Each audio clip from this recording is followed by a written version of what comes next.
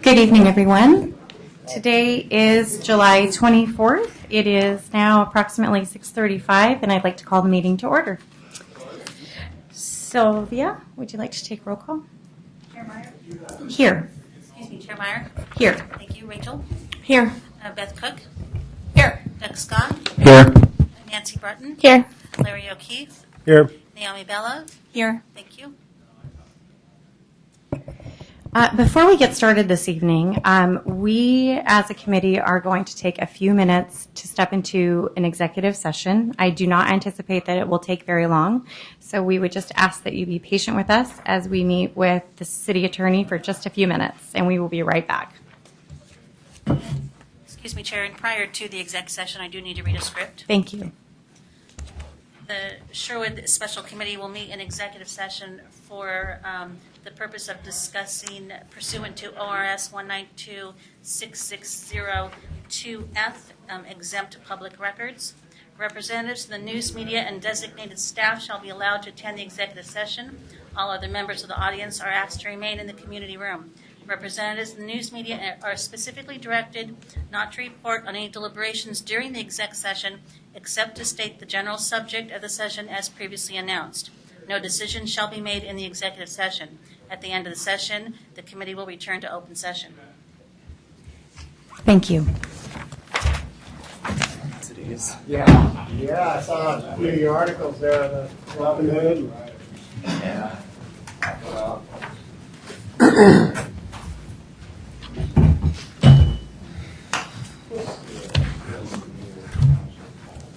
Thank you all very much for your patience. Now we will move on to approval of the minutes for the July 10th meeting. Has everyone had an opportunity to review the minutes? Are there any errors or omissions that you'd like to note? No? I was not here. Okay. So I'd like to make a motion to accept. Actually, I have one thing to say before that. The one thing that I did notice about the minutes, the exhibits were not included as an attachment to the minutes, and so Sylvia and I talked about that briefly, and she's of course agreed to include that in the final minutes. But I would like to make a motion to accept the minutes as is. I would second. Any discussion needed? All in favor? Aye. Any opposed? Okay. Where's? I'm sorry. Where's Doug? I don't know. Do we need to wait for him? No. You do not. Okay, so now we will go ahead and move on to public comment. And again, in this meeting, public comment will be limited to 40 minutes.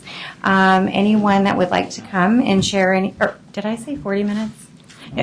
All comments will be limited to 4 minutes, excuse me. And so we will go ahead and open that up. And you can feel free to just come on up.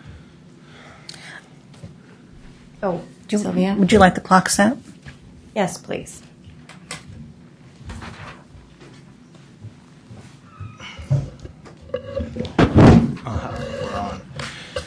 Oh, my name's Tim Voorhees. Can you wait for just 1 second until the clock is set up?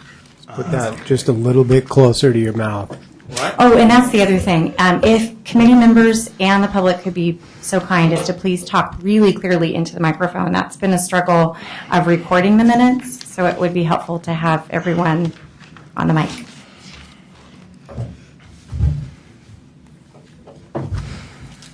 Okay, go ahead. Thank you.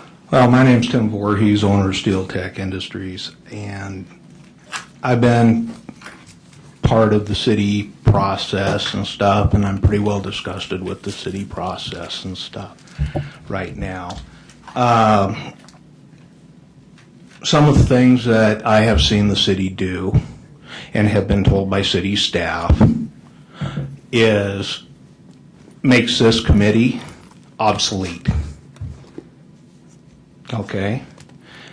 Before any city meeting, public speaking, or anything, all decisions are made prior to any public hearing. These committees, public speaking, everything is only to make the citizen feel good about themselves, that they have a part of the process. Okay, I was told this by a city official, worker. Then they said, if you don't like it, move your freaking shop out of Sherwood. I'm still here. They're still here. Okay, let's fast forward a little bit. That happened March 29th, 2010. I got involved in the hearing process at the Planning Commission for the condo project. The Planning Commission did due diligence. They did their job properly all the way through. But the city council / urban board had already signed a contract with the developer for what they're getting over there. They wasted my time, the Planning Commission's time, everybody's time. They got what they want. Now I look over there and it isn't like anything that was drawn. So I'm sitting here wondering, are you people going to be thrown under the bus? Okay, let's move on to the rules and regulations that you want to put up to keep Walmart from coming in. Let's say you do win. Walmart doesn't come in. We're stuck. The citizens of Sherwood are stuck with all of the rules that you're doing to try to keep Walmart from not coming in. Is that fair to the rest of us? Where were you when Jim Claus brought up the fact that Walmart was coming in 4 or 5 years ago? Everybody said, oh no, that isn't going to happen. I do work for developers and people. I knew it was coming in 4 years ago. Everybody said I was crazy. Oh, it'll never happen in our town. Our city officials won't let it happen. Guess what? I think it's all about the almighty dollar. Let's keep the permit fees coming in, the TIF fees coming in. We have to do something to keep our purse going. This is just my personal look on it, and I'm pretty sure I'm correct on it. It's all about the almighty dollar. They need it to keep the city afloat. Walmart. So that's all I got to say. Thank you. Are we allowed to ask questions? No. Thank you.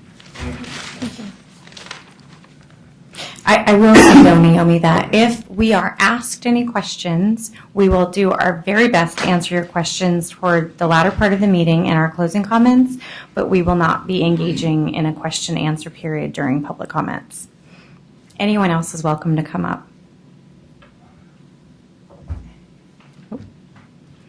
Okay. We will go ahead and move on to new business.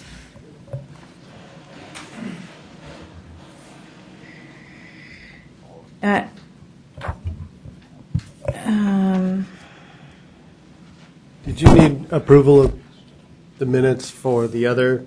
We don't have Minutes? we don't have the other minutes available quite yet. Yeah. So Chad, would you like to just touch really briefly on number 5? Sure. So as you know, you have a meeting scheduled for tomorrow evening, and Heather Martin from our office will be here to walk you guys through some of the issues, the legal issues related to these employee benefit ordinances that you've discussed in the past. I believe you've already gotten a draft of the sick leave ordinance for your review that you'll also be discussing tomorrow night. In addition, tomorrow morning, I believe, Heather is going to send to the city, and then they will distribute to you an attorney-client privilege memorandum outlining some of the legal issues that she'll be discussing with you tomorrow night. So you'll have that in advance of the meeting to be able to review, so you can come prepared. Okay, thank you. Did anyone want to talk about that at all this evening? Okay, let's go ahead and then move on to the review and discussion of first draft ordinance language. What I'd like to do is go ahead and start with the hazardous substances regulations first draft. And for anyone that's visiting, if you haven't seen, there are some materials located on the table there as you walked in to use as reference. So, because we did receive these in advance, I'm hoping that we can engage in a discussion on any points of concern or anything that we feel like we'd like to address at this point. Chad, are you able to, since this is an amendment, I understand somewhat, are you able to tell us what has changed? Or is it? So these are amendments to the code, but all of the language in here is brand new. Okay. So this will be an entirely new section to the code, as will the other two draft ordinances. And did you notice anything that we were asking for in this ordinance that was super glaringly different than what we're already doing, or is it a lot different than what we're already doing? Than what the city of Sherwood is already doing? Yes, the code that's existing. Yeah, this would be a brand new provision of the code that doesn't currently exist. It doesn't exist. No, Okay. and this Okay. is based, if you recall on your previous conversations, this is based on the ordinance from the city of Eugene. Okay. And it's very similar language, almost identical language to that ordinance. Anyone else have any other comments? If no one else does, I had a couple of comments I'd like for us to consider. On page 1, 2, 3, 4, under violations, on in the last sentence, if the violation continues, the city may deem each calendar day that passes to be a separate violation. I just want to make sure that everyone is okay with that. I feel like that's necessary in this instance. The only thing that I would like to add, if possible, is any violation of this section shall also constitute a public nuisance and may be abated as provided by law. And I'm wondering if anyone has any thoughts on that or concerns, including you, Chad. Does that, we're trying to keep things decriminalized, am I right? Does that change that? Actually, with this ordinance is a little different from the other ordinances. This ordinance actually makes a violation, or a violation of the ordinance a Class A violation, which is a criminal violation within the city of Sherwood. The nuisance would be an additional civil remedy as opposed to a criminal remedy. So my only question around section J there that you read, the part that already exists, is each additional day may be a separate violation. I mean, in some scenarios, the ability to clean up, let's say, a spill in one day may not be realistic. So having, maybe it's a 3-day effort, and having that be 3 different violations, is that reasonable in a situation like that or not? I'm just asking the question, not arguing the point. Well, I think that's why the word may is used there and not shall. This is one of those cases where obviously you can't tailor-make everything for every situation, and if BP comes in and has a big oil spill, we maybe want the shall language, but if it's something else, there will obviously be something that goes into that decision-making process also, if it ever gets, and it would get to the court system, that also gives the presiding officer some flexibility in how they're going to interpret that as well. So in enforcement, then, the city, whoever's responsible working for the city or a designee of the city, then would make a determination of, okay, this is a multi-day event, they should have reacted quicker and they didn't, and we're going to assess an additional penalty, or, okay, they're doing the best they can, it's reasonable that this is to be treated as one event, and then it could follow on through the court system, like you said, after that. Yeah, and as the ordinance is written, it's my understanding, and I wasn't the one who actually drafted this, but it's my understanding from reading through the ordinance is that the way the process works is the city manager will actually issue an order ordering the cleanup. And within that order, the city manager has the ability to say, you have X number of days to clean up whatever what the spill is or whatever the mess is. And then you wouldn't be in violation as long as you were cleaning it up during that time period. Okay. The other thing I would just, not to loop back to the nuisance question, because I think this all sort of relates, is that if you look in the ordinance itself, if you look on page 3, under subsection C, city manager authority, there is a process in there where the city manager can independently contract for removal of the hazardous substances and then seek to recover the costs. And that's sort of the exact same procedure that you would follow through a nuisance abatement procedure. So I'm not sure that you could certainly add that language as another tool in the city's toolbox of how to deal with these situations. But I'm not sure that it's really adding anything additional to the ordinance. I have one question. And does the city manager have the support of the mayor and council, or is the sole authority up to the city manager to, to follow through with researching these violations? So is your question, does the city manager have to get the approval of the city council before moving forward? I guess so. Like, how would the manager work with the mayor and the council to decide on how to act? This ordinance gives the city manager authority to do it on his or her own, and would not need to get approval of the city council before moving forward. Typically, the way most cities work is that the city manager, in his or her administrative duties, keeps the council informed of what he or she is doing. And I think, it would be my presumption that an issue this large would be brought to the attention of the city council and the city manager. And certainly, the city manager serves at the pleasure of the city council and the mayor. And to that extent, if they didn't like the way the manager was dealing with something, they could bring that to his or her attention. So, and would the fines be determined during the rulemaking process? The amount of the fine? Mm-hmm. The amount of the fine is actually set forth in city law currently. If you look, it's a Class A violation under. So it's in our current code, the actual. The amount, yeah. Determined fine. Okay. I anticipated this would be a question, so I actually brought that section of the code. And a Class A violation is a $1,000 fine. Thank you. Are there any additional comments regarding this proposed language?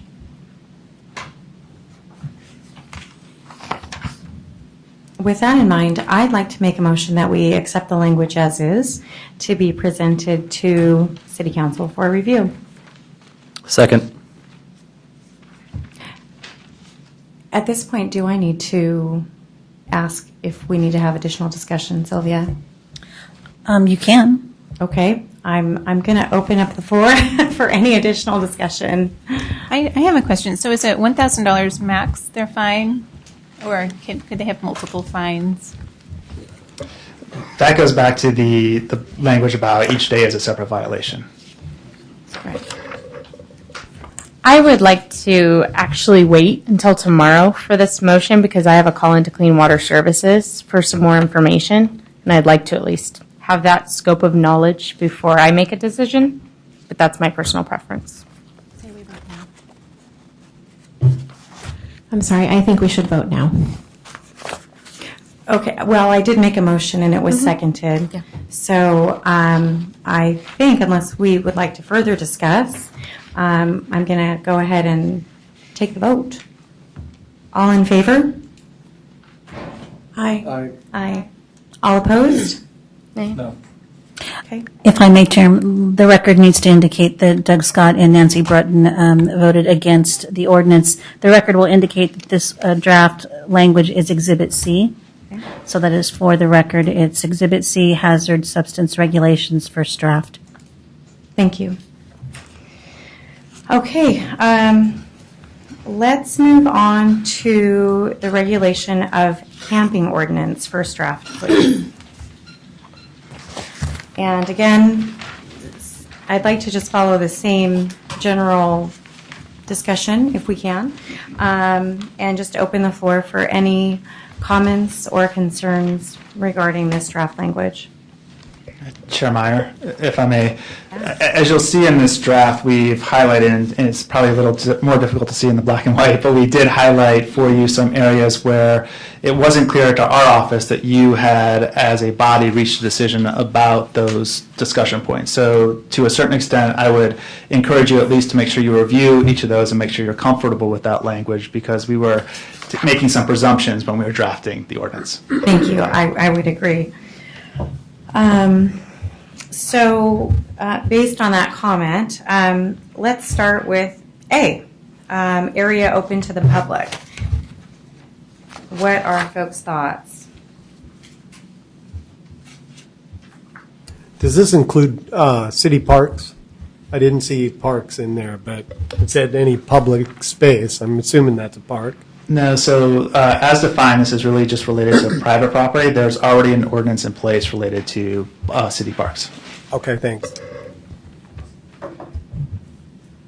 I would like to have a little bit of discussion, if possible, about including churches in this ordinance. And I'm not sure how folks feel about that. Do you mean not including them? I do mean not including them. We had a little bit of a discussion about this. There wasn't a lot of focus on whether or not we felt like church property should be included in this ordinance. So I'd like feedback. So I would not agree with that, and the reason I would not is because I feel like it's pretty comprehensive right now, and I feel like there's a really strong variance application policy as we get further into the document that would allow for any conceivable need, like for a church or school, for example, with the upcoming Relay for Life. There's an easy process for them to follow to get a variance, and we can discuss, the specifics of the variance, but I don't really feel the need to carve them out and give them a carte blanche exemption because they have a really easy method to get the variance that they may need for a specific use case. Okay. I would, sorry, Doug, were you? No, done. I would like to say I did have a lot of concerns about this one. I'm going to say that about every ordinance. But I agree with Doug. I was concerned that we were targeting specific businesses by writing this ordinance. And seeing as how the variance, it's very easy to get a variance. If you have a legitimate reason to be camping in a public area, I don't know. If you have a legitimate reason to be parking or camping in a public area, you can get permission to do that, and it's not hard to do. So with that being said, I would ask that we also pay attention to page 2, section B, 9.54.050 variances. Number 1, an emergency situation. It was really important to me that be included because I do believe that those exist, and I brought that up when this ordinance came up. I agree. I would hope that we wouldn't remove that. I had discussions today regarding long haul truckers, whatever, broken down vehicles, families, people who might need a place to stay, and I certainly don't want to be seen as a city that boots people out who are in need or having an emergency. Neither would I like to cause an emergency to happen because we didn't allow someone to stay. I did have some questions about who determines what an emergency situation is. So, for example, if I were the owner of said parking lot, and there was someone there that I felt I needed to question about how long they were going to be there, I thought maybe they were camping. And I went to them as the owner of the parking lot and said, what are you doing here? Am I allowed to say it's okay for you to stay? I see this as an emergency. Who has the power to do that? I wasn't clear. So a couple things. Before we get to that point, I would just point out that as drafted, the language talks about granting permission during an emergency if there's an application for a variance. So the broken down trucker situation wouldn't necessarily apply because that trucker probably would not have applied for a variance. But we can certainly delete that language, and it may make a certain amount of sense to, and that's something for you all to discuss and consider. The way the process works as drafted for an emergency in either situation, whatever you decide on that first question, would be that you have to have the permission of the property owner as one of the 3 criteria. Then it would be up to the city manager or the police chief to decide whether or not, in fact, an emergency exists in order to make that decision to be able to camp in violation of the ordinance. Can we add at that point or designee? So then a designee of the city manager or police chief. It's I did- pretty much there, I think. Does it? I don't see it under B there. No, right now it just says chief of under- police or city manager. Enforcement and responsibility and authority. So it's in a later part of the document, but not Earlier. at that section Couple or lines earlier. out. Okay. Okay, so I need to take back my last comment. I would hope that we can allow for an emergency without an application for a variance being pending. I would agree, and I was just going to say something when you were talking about the same thing. An emergency situation exists that necessitates the immediate need to camp in an area open to the public. I think the best person to identify if that's an emergency or not would be the police officer in question. Is that not right? So I would be perfectly comfortable leaving that determination up to the Sherwood Police Department. And if we could word that somehow, what do you guys think about that? Well, and I think that's what is covered in subsection B here. So subsection A talks about how you apply for an ordinance in advance, and subsection B talks about the emergency variance, which doesn't require an application. No, it says an application for a variance is pending, and so I'm asking that we remove that language. The application for variance being pending, third line. Yes, I would agree then. Yeah. So at what point do you propose that we strike, Rachel? Notwithstanding any other provision of this chapter, the chief of police, I would say, or officer, a police officer, I would suggest, or the city manager may permit a person to camp in an open area to the public during the time period, or So- in an open to the public, done, provided that one, an emergency situation exists. That's what I would suggest. Yeah, strike starting at during all the way through pending. Correct. Yes. Okay. Do you need a motion to strike that? Not at this point. Let's continue the conversation. We can, Just to add to that, I would think the officer's perfectly capable of determining whether it's unreasonably detrimental to the public welfare, and if the guy parked there, or girl, the entity parked there creates a public nuisance or whatever. so perhaps say the chief of police or their designee would Well, be chief of sufficient? police, city manager, or designee. Is that? Yeah. Yeah, okay. I thought we were working our way through. If we're bouncing around, I've got several other edits as well. Yeah, let's maybe go back to page 1. Actually, under purpose, I'd made a couple of notes to perhaps, under some of the adverse impacts caused by such activities, to perhaps even include fire hazards, deterioration, and unsightliness, and property damage.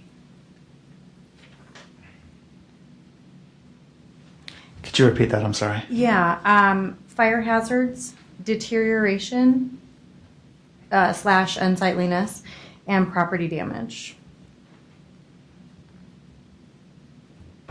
Are we really going to make a law against unsightliness?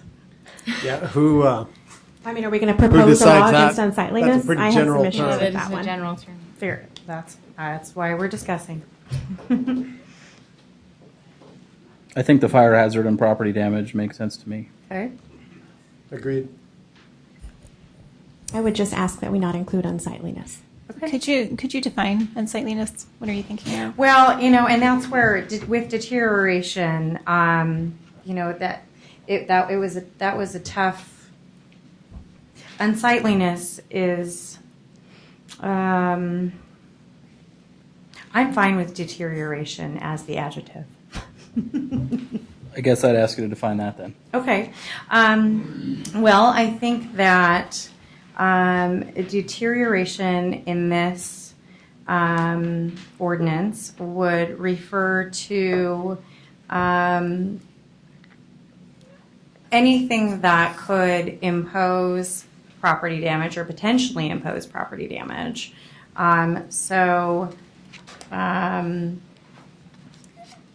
Trash, graffiti. We have. Well, I think you have a good point, though, in unsightliness because it lowers the property values of the property surrounding whatever is unsightly. So that does make sense. What to is me. unsightly to you might not be unsightly to me. It becomes very subjective. It's general. Yeah, that's fair. That is fair. You're right. I would agree. You're right. How do you feel about deterioration? I guess I don't understand what you're saying about deterioration is not already covered. Littering, public urination, public defecation, intoxication, theft of water and electricity. Vandalism. Are you looking? Yeah, vandalism's there. I did miss that. Harassment or intimidation of occupants, employees, and their customers. I mean, I lease a building that does business, and I couldn't find anything in here that wouldn't be covered by what already happens in front of my building. Okay. I guess is my point. I really don't want to open it up to generalization, and That's fair. And if I could just interject, this is again just the purposes section. So you're talking about the reason why you're imposing this prohibition. You're trying to achieve a result that doesn't result in these things. Correct. So it's not that you're going to prohibit unsightliness. You're just trying to have this camping ordinance in place so you don't end up with unsightliness. that helped. So it can be in there. I would agree. As I said before, we should add fire hazard and property damage. Well, I think we already got property damage. We have vandalism. Yeah. So I just add fire hazard and move on, personally. Okay. Do you have something to add?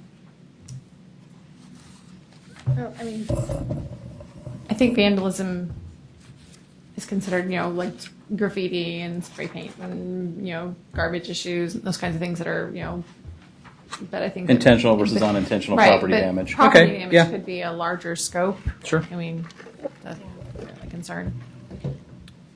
Okay, put it in. I'm absolutely comfortable with that, if everyone else is. Okay. Good. So what was the So decision? it sounds like, informally, Adding 2 words. adding fire hazards and property damage. Okay. Now, let's move on to item A, area open to the public. How do we feel about that as defined?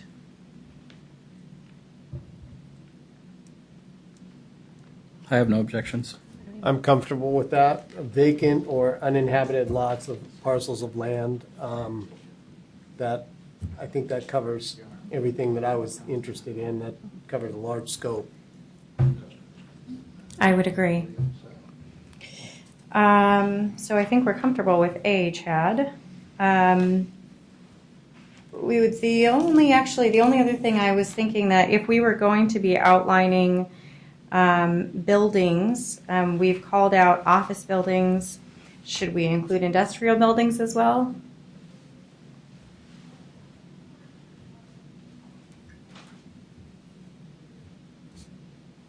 Does the public have access to those industrial buildings? To the parking areas, yes. Potentially.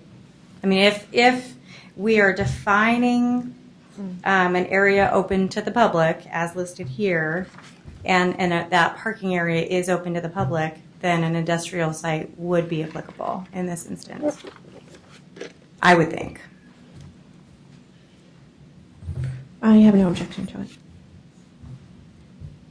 Yeah, I think it already says common areas such as parking lots and picnic areas. Do you need to add industrial areas to that? You can. This Or is commercial a areas? list that says included but not limited to, and so a court will look at these examples. If something is not expressly listed, the court will look at these examples to see if the property that you're attempting to apply it to is similar in nature to those listed. So certainly, since you're having this discussion, I don't think there's any problem with adding the term industrial. Okay. I'd like to do that if everyone is comfortable with that. And at this point, we're not taking a vote. So I would ask that everyone please just take notes. And then after we get through the draft ordinance language, we can go through any modifications that have been made and vote at that point when we're done with this. So the other option would be to actually, you're going to have more meetings, so you're going to basically make the changes and come back to you with Okay. future Yeah, I'm not language. comfortable For sure. voting on Make a- anything Make the without language, seeing the final because you already language. have about 4 or 5 changes, and you don't Perfect. want That's great. to anything. So that would be the other option. Okay.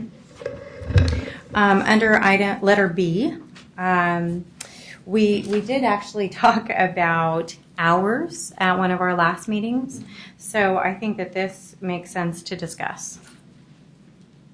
Rachel, I know you're ready. I would propose that we not say hours. I think camp or camping shall mean a period of time wherein an individual uses an area open to the public as temporary corporate quarters for the purposes of living, sleeping, or residing is perfectly fine. I just don't think it's necessary for the 4 hours.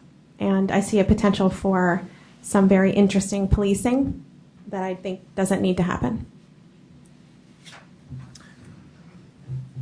Yeah, and that's the position I think I took at the last meeting, and I think you convinced me to add the 4 hours. So it's funny that we switched places a little bit. And that's why we have the discussions. Skipping ahead slightly, I'd like to remove the word overnight, second to the last word, because to me it doesn't matter when this occurs. If the apparent purpose is occupancy, I don't care if it's 2 in the morning or 2 in the afternoon. Can you guys remind me, did you have a discussion about safety? Because I know that when someone is sleeplessness or high anxiety, they're encouraged to pull over and park and rest. And I could see this being misconstrued.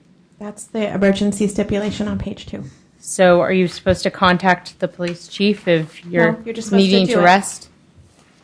No, I think the point of, or not the point, but the opportunity that a police officer would have in this regard would be to approach and question. And if it was an issue of safety, and in this case that would be, I would consider that an emergency, the police would then have the opportunity to say, take a nap. Yeah, and again, it was clarification if that had been Yeah. discussed. Yeah, Yes. it was. I would say that if you look at ordinances across the country, most of them have some sort of time-related issue, whether it's overnight, whether it's between midnight and 6 a.m., or whether it's a duration of time such as this, such as 4 hours. You have something, I think, to address Nancy's concern. If someone is waiting for their spouse who's shopping and they decide to take a little cat nap in the car while they're waiting for their spouse to come out, you don't necessarily want to criminalize that behavior. And so I think that there is some reasoning across the country when you look at these ordinances. They do put some sort of time period on there to demonstrate that this really is camping and not some other sort of activity. Okay. So I would propose that we remove 4 consecutive hours and keep overnight. So then we're essentially allowing camping the rest of the time. Day camping.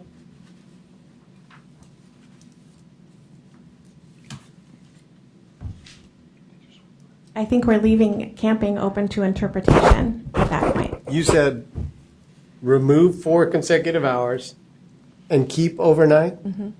So then we have to define what overnight means, obviously, in that scenario. Yeah, I'm okay. I was going to suggest removing the 4 consecutive hours and replacing overnight with extended occupancy. That seems too Right. vague to me. It does. That's why I didn't say it out loud.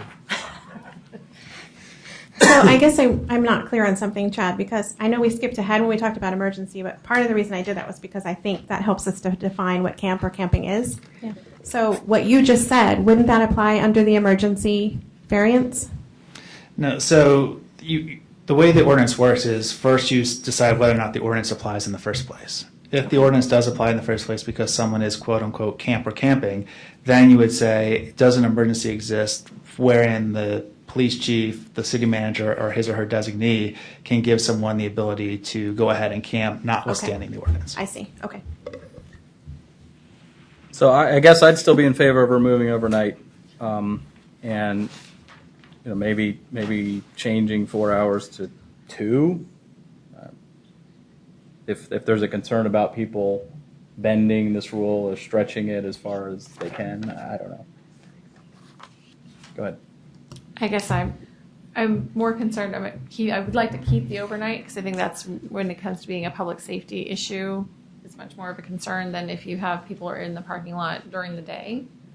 That is less of an issue for me from a public safety standpoint than having people potentially overnight in our parking lots. I would agree.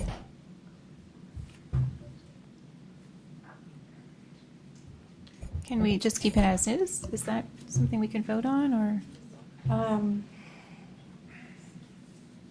So what I'm hearing is that there's at least a little bit of concern about placing a time limit. Although I'm not hearing a big concern about the overnight issue. Am I? Go ahead. So my only concern with deleting the 4 consecutive hours is consistency. I think it's important that if someone is being told, okay, you can't camp here, if someone's only been there for they say, oh, I've only been here 2 hours, or I've been here, so I think from a legal perspective, it is better to have a period where the police can check on them and then potentially go back and say, okay, you've been here 4 hours, you're now meeting the criteria, so we need to have you move. I hear what you're saying, but wouldn't that be covered under trespassing anyway? I mean, if I have the parking lot and I ask someone to leave, or I think they're not there for valid reasons, could I not ask them to leave regardless of how long? Are we allowing them a 4-hour pass by saying this? Yeah, and that's where the overnight Can I kind of loses its can I teeth ask then. Sorry.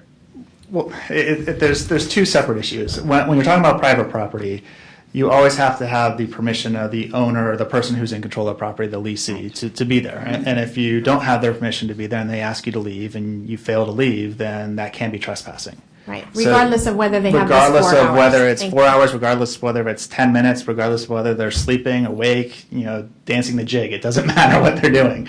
The issue here is that if someone doesn't enforce that because you've got a big retail center or parking lot, or you've got some other sort of area where the person in control of the property isn't paying attention, it's a vacant lot and the person who owns the property lives across the country, then the question becomes, okay, well, there's no one there who legally can say this person is trespassing on my land, I want them off.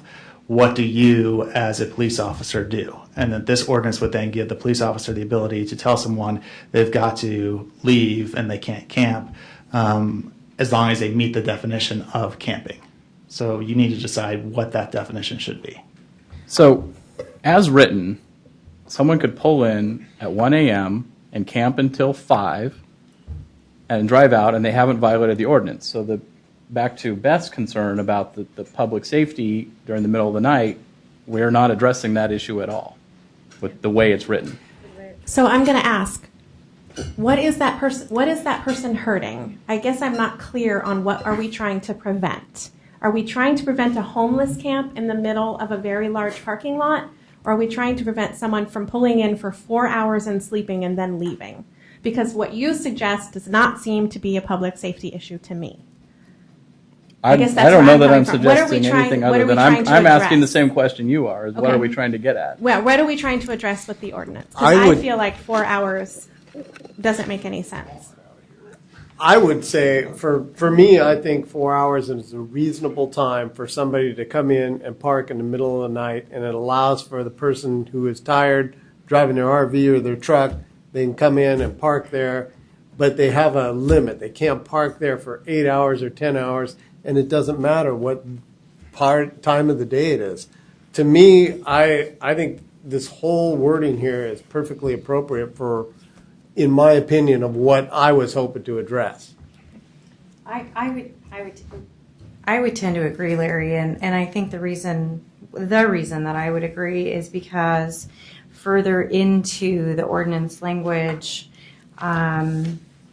there are, again, opportunities for variance applications, and as Chad mentioned, and as even Beth mentioned, I mean, there's the opportunity for police to check in and offer some just assurances that folks are not setting up camps. So to be clear, the goal that I'm hearing is that we're trying to prevent setting up extended camping, but we're not trying to address a safety issue in the middle of the night. No, that's not. Because this wouldn't address that as written. If there's a way that we can make sure that we're applying it consistently, so that we're not going to be saying, that we can give the police a mechanism to say, okay, now it's time to move on.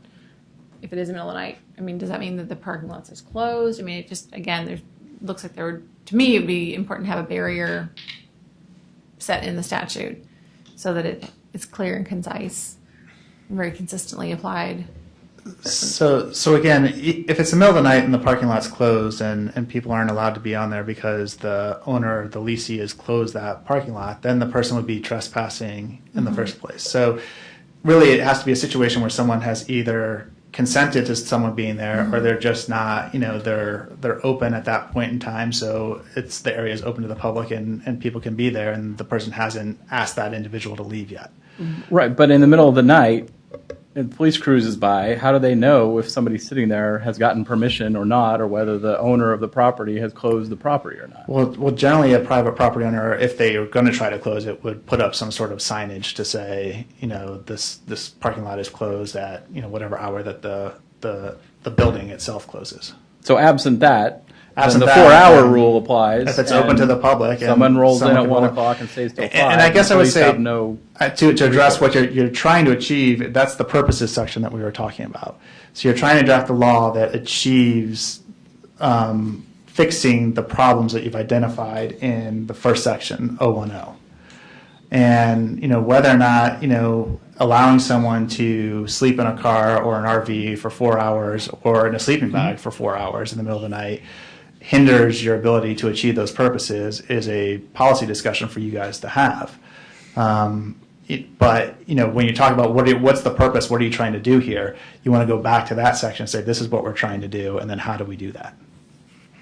Okay, I'm just trying to get at Beth's concern about the safety in the middle of the night, and this doesn't seem to address it. So, I guess I'll defer to her, though. So, Again, my concern would be being able to provide an opportunity to apply it consistently so that it doesn't put us into a position of having it appear inconsistent to the public. Does that make sense? I guess what I would say is that the application of the law and having some sort of time period, whether it's a 4-hour time period or saying overnight and saying from 1 a.m. to 5:30 a.m. or whatever hours you want to choose, it makes it a lot easier for the police to enforce the law than having no time period. Because no time period, I think, is going to result in an inconsistent application because, I look at someone closing their eyes. Are they sleeping? Are they just blocking their eyes from the sun? It's going to cause it's going to be much more difficult, I think, for the police to enforce that law than one that has some pretty clear standards. So I think what you just said actually gives us the answer that meets, I think, your concern and theirs, is that instead of saying 4 consecutive hours and overnight, we just say between the hours of X and Y, you can't camp. So I'm thinking of Nancy's concern, though, of that person who desperately needs to, close their eyes. But we have a variance for that. Okay, well, again, looking for consistency to make sure that we, the immediate thing that comes to my mind is drunk drivers. So, the fact is somebody who pulls over for an hour, 2 hours, it may be a public safety issue there as well. So you have to balance that. But I do think that there's a difference between that and someone who is camping overnight and then needing our police force to be pulled off from other areas where they need to be patrolling at the middle of the night into parking lots. Okay. So, again, the 4 hours, it makes sense to me to have a time limit. Okay, so it just seems inconsistent with your other concern about the public safety in the middle of the night when nobody's around. So I'm just trying to help justify that, but I guess it's your point, so I'll let it go. I'm not hearing that there's the mention of striking one or either of those things. Right. So if you leave it as is, someone can camp for 4 hours in the middle of the night. Well, it's allowed under the ordinance. And your earlier concern about that happening being a public safety issue because nobody's there would not be mitigated by this as written. So I don't know why I'm so strongly trying to argue for the point that you're feeling strongly about, Well, but again, it seems inconsistent to me. They would need to have the permission from the property owner as well in order to camp at all. Which is already outlined. Okay, whatever. So in cases where a property owner is giving permission for people to camp overnight, this would limit them to no more than 4 hours. Sure, but again, I go back to the police. How would they have any idea whether there's been permission granted or not, unless there's signs posted like you talked about? So, whatever. I'll leave it as is. Let's maybe table this for a little while, and let's move on. Well, I mean, not table. I'm okay. I'm fine with it as written if that's what everyone wants. So I'd rather move on and not table it and just agree. Okay. So, Larry, are you sticking to your guns here that you're comfortable with the language as written? I want to make sure that. I'm comfortable with the language as written because it provides not only during the day but during the night. If the store's closed, the parking lot's closed. So it's kind of talking. Not for 3 hours and 59 minutes. It's not. So would you feel more comfortable? I mean, limiting that to a 2-hour period? I could live with 2 hours. I don't care. I'm not. I could go with 2 hours then. I could be comfortable. Rachel? I didn't like 4. I'm not going to like 2. I am paying attention. Okay. Well, I'm curious. I'm hearing 2 different things, and I'm sorry that we're spending so much time on this, but I think it's important. I'm hearing 2 different things. One, I'm hearing about an open or closed parking lot, which is not addressed in this. Yeah. And 2, I'm hearing about 4 hours. So, can I ask, why can we not just say when the parking lot is closed, when the business is not open, or can we stop talking about whether it's open or closed, or those are two entirely different things. Okay, so I'm sorry, Beth. So in the first section, under area open to the public, it addresses all outdoor areas on private property within the city of Sherwood. So I think that addresses, and then it outlines all of these possibilities. So I think that I hear you. I just am hearing people on the committee talking about whether the business or the parking lot is open or closed.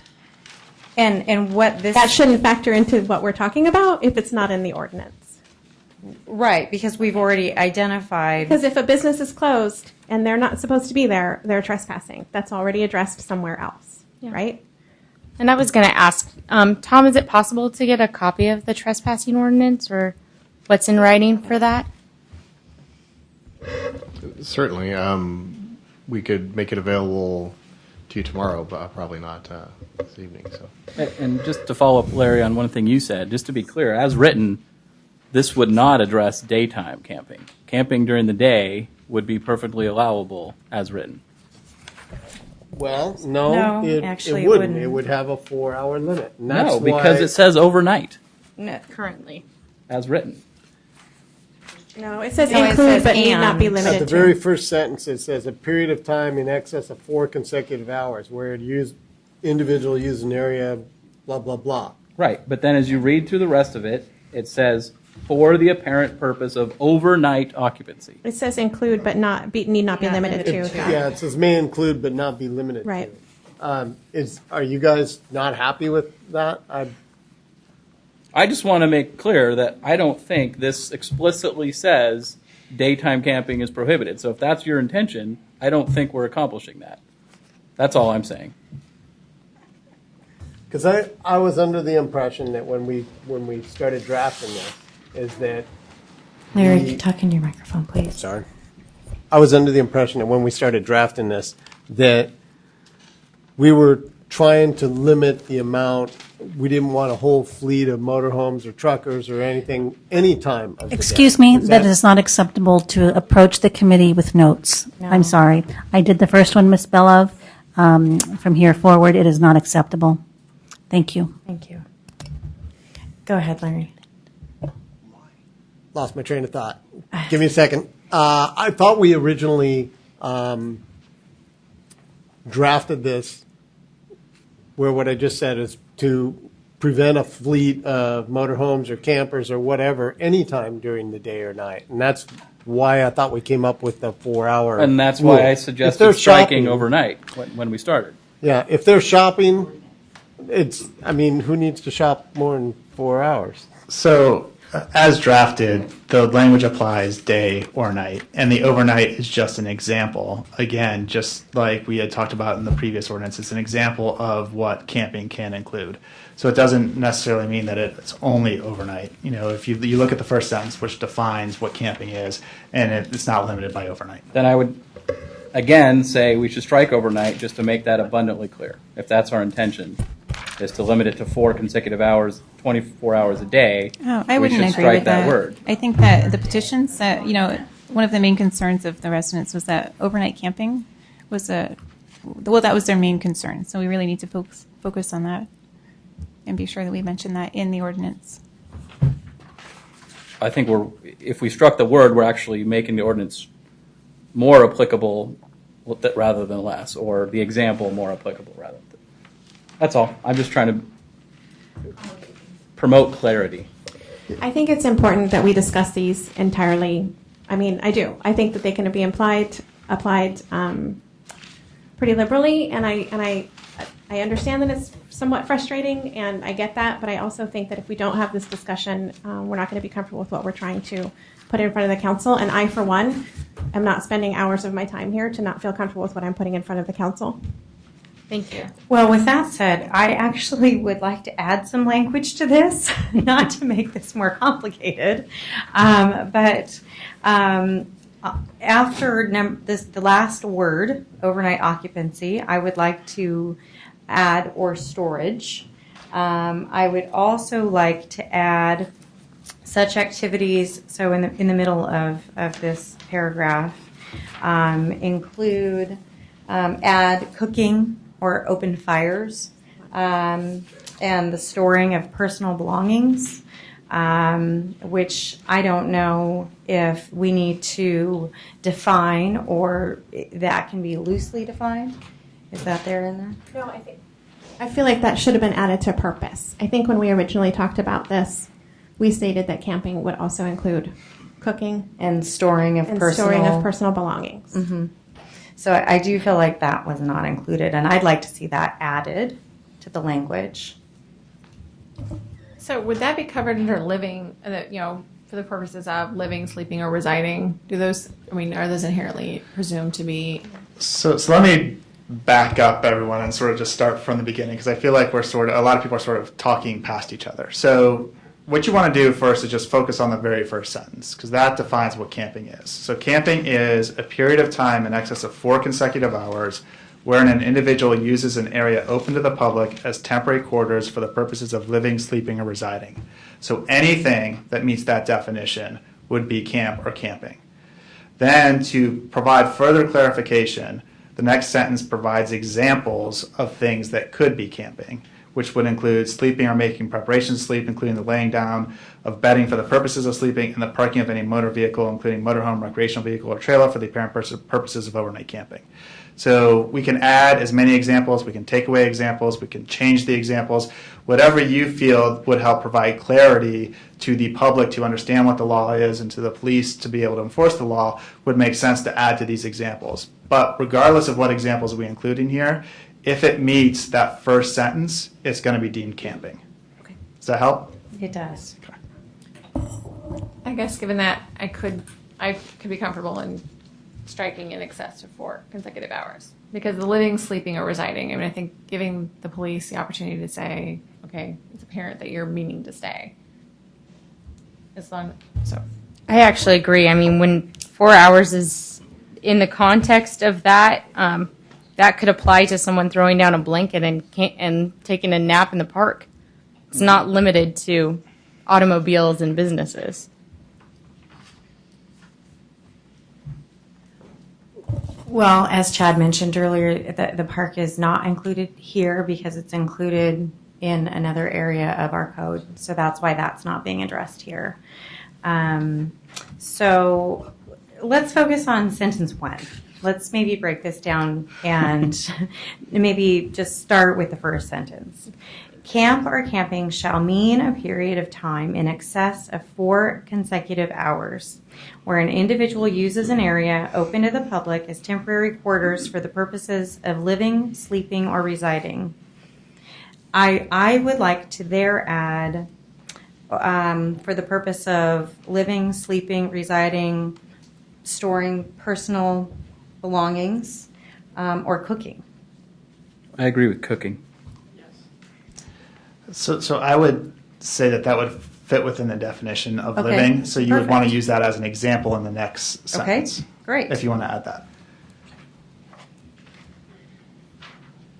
Go ahead. So do we want to keep in excess of 4 consecutive hours, or do we want to strike?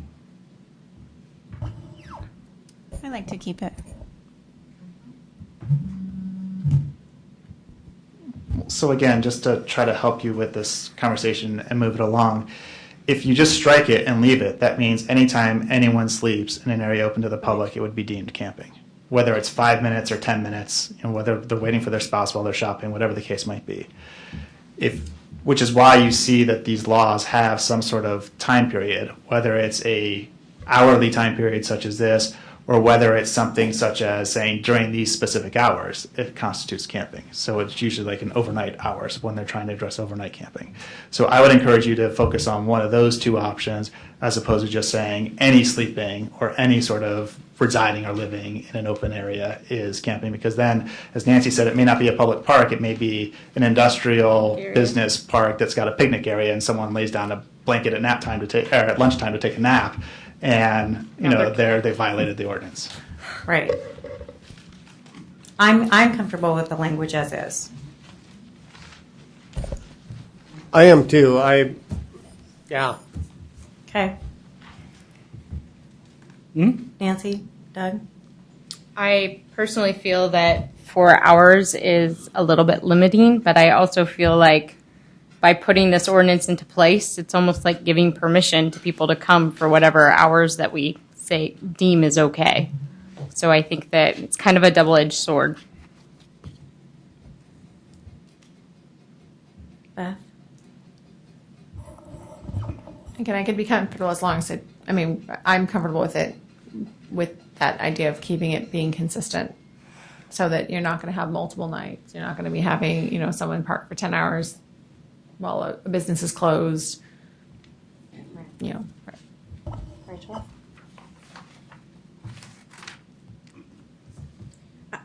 I'm not comfortable. I don't think it's long enough.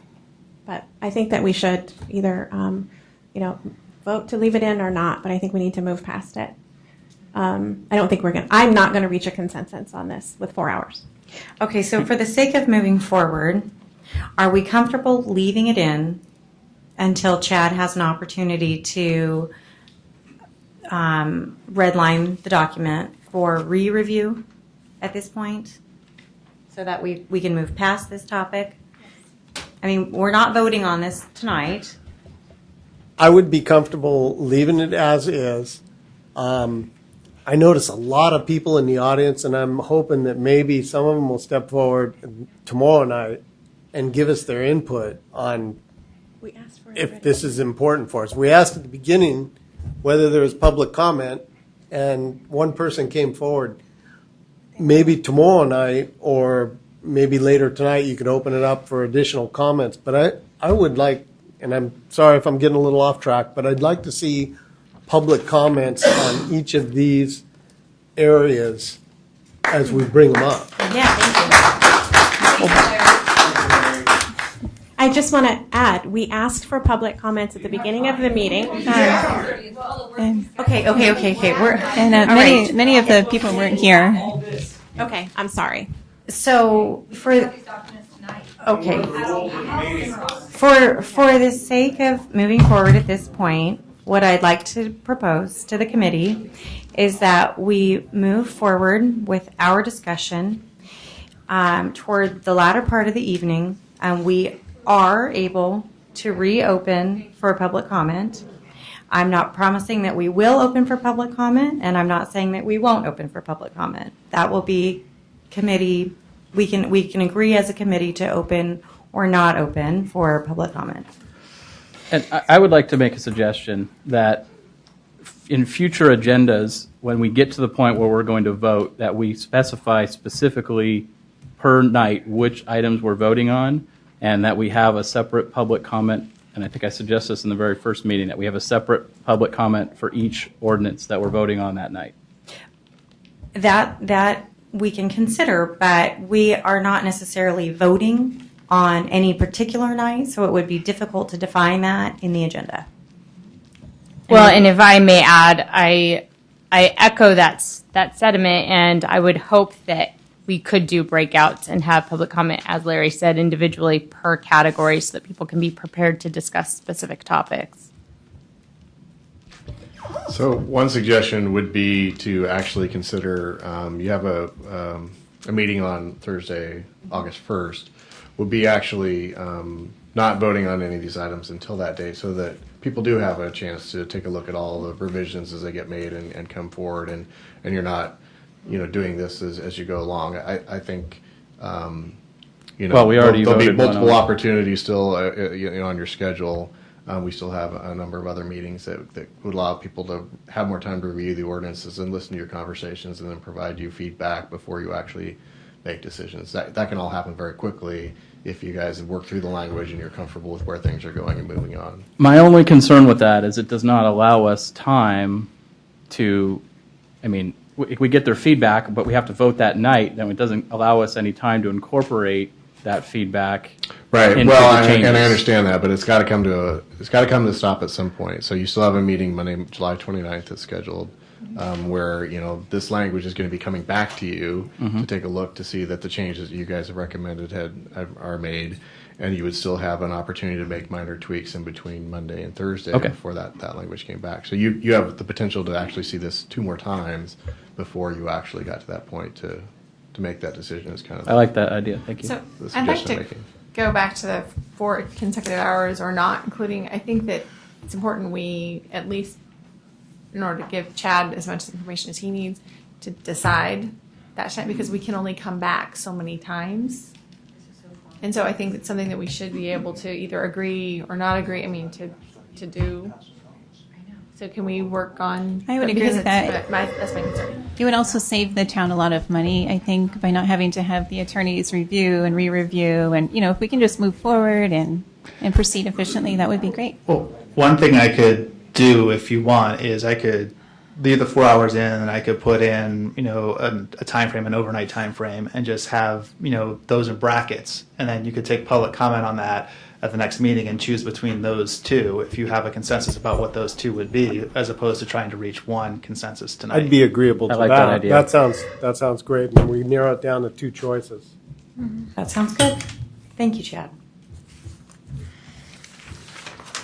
So I don't know if there were other issues on here, but there were a couple of things that I caught that I just wanted you guys to think about, consider. First off, as we were going through this, Are you still talking about just page 1? Yeah. I'm talking about the whole ordinance. Yeah, we haven't even moved to page 2 yet. All right. So I'll wait. I'll reserve my comments to the end. Oh my goodness.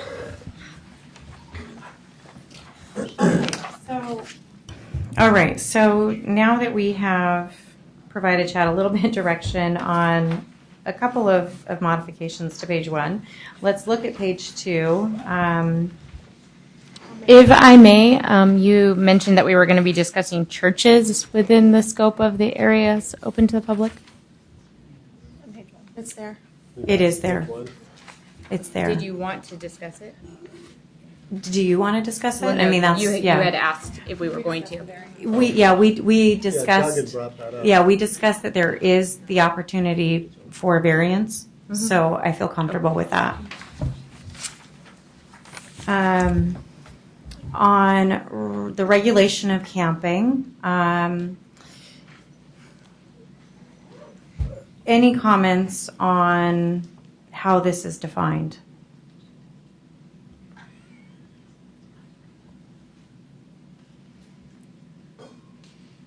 Tom, did you No. have something about this? Well, I think we much might want to make sure that when we say in any area open to the public, that we either capitalize that or something so it's clear that we're talking about Section A and that definition that's put together there. That would be my only comment. Well, and when we discussed this previously, it was we decided, I believe we had discussed having it be commercial areas that this particular ordinance would be concerned with. Is that still a feeling of the committee? Well, and that's why I raised the question, because as written, it identifies any area open to the public. Although, and you know, with that said, the area open to the public is already defined on page 1. So I feel like that's well addressed, and I feel like we've come to some general agreement on what an area open to the public is. Are you comfortable with that? Yeah, I think Tom's point referencing back to page 1 is perfect. Yeah. Yeah. The other question that I kind of had, and it somewhat relates to this section, is when we began this conversation, we noted that the Elks currently had something, and I am not concerned, but as I look through here, I wouldn't see how they would be able to continue without getting a Class B variance, and then, you know, what would be the emergency in that situation? So that was something you guys talked about, and I'm not sure if this is the Are perfect they not section to- designated in RV park, Tom? Because it specifically Yeah, it says does. designated RV parks are okay. I thought after that discussion, we decided they were already designated in RV park. That was my understanding, is that they were also. Is that not grandfathered true? in. Well, I guess what's the definition of an RV park? Usually an RV park is something that has a land use approval for that.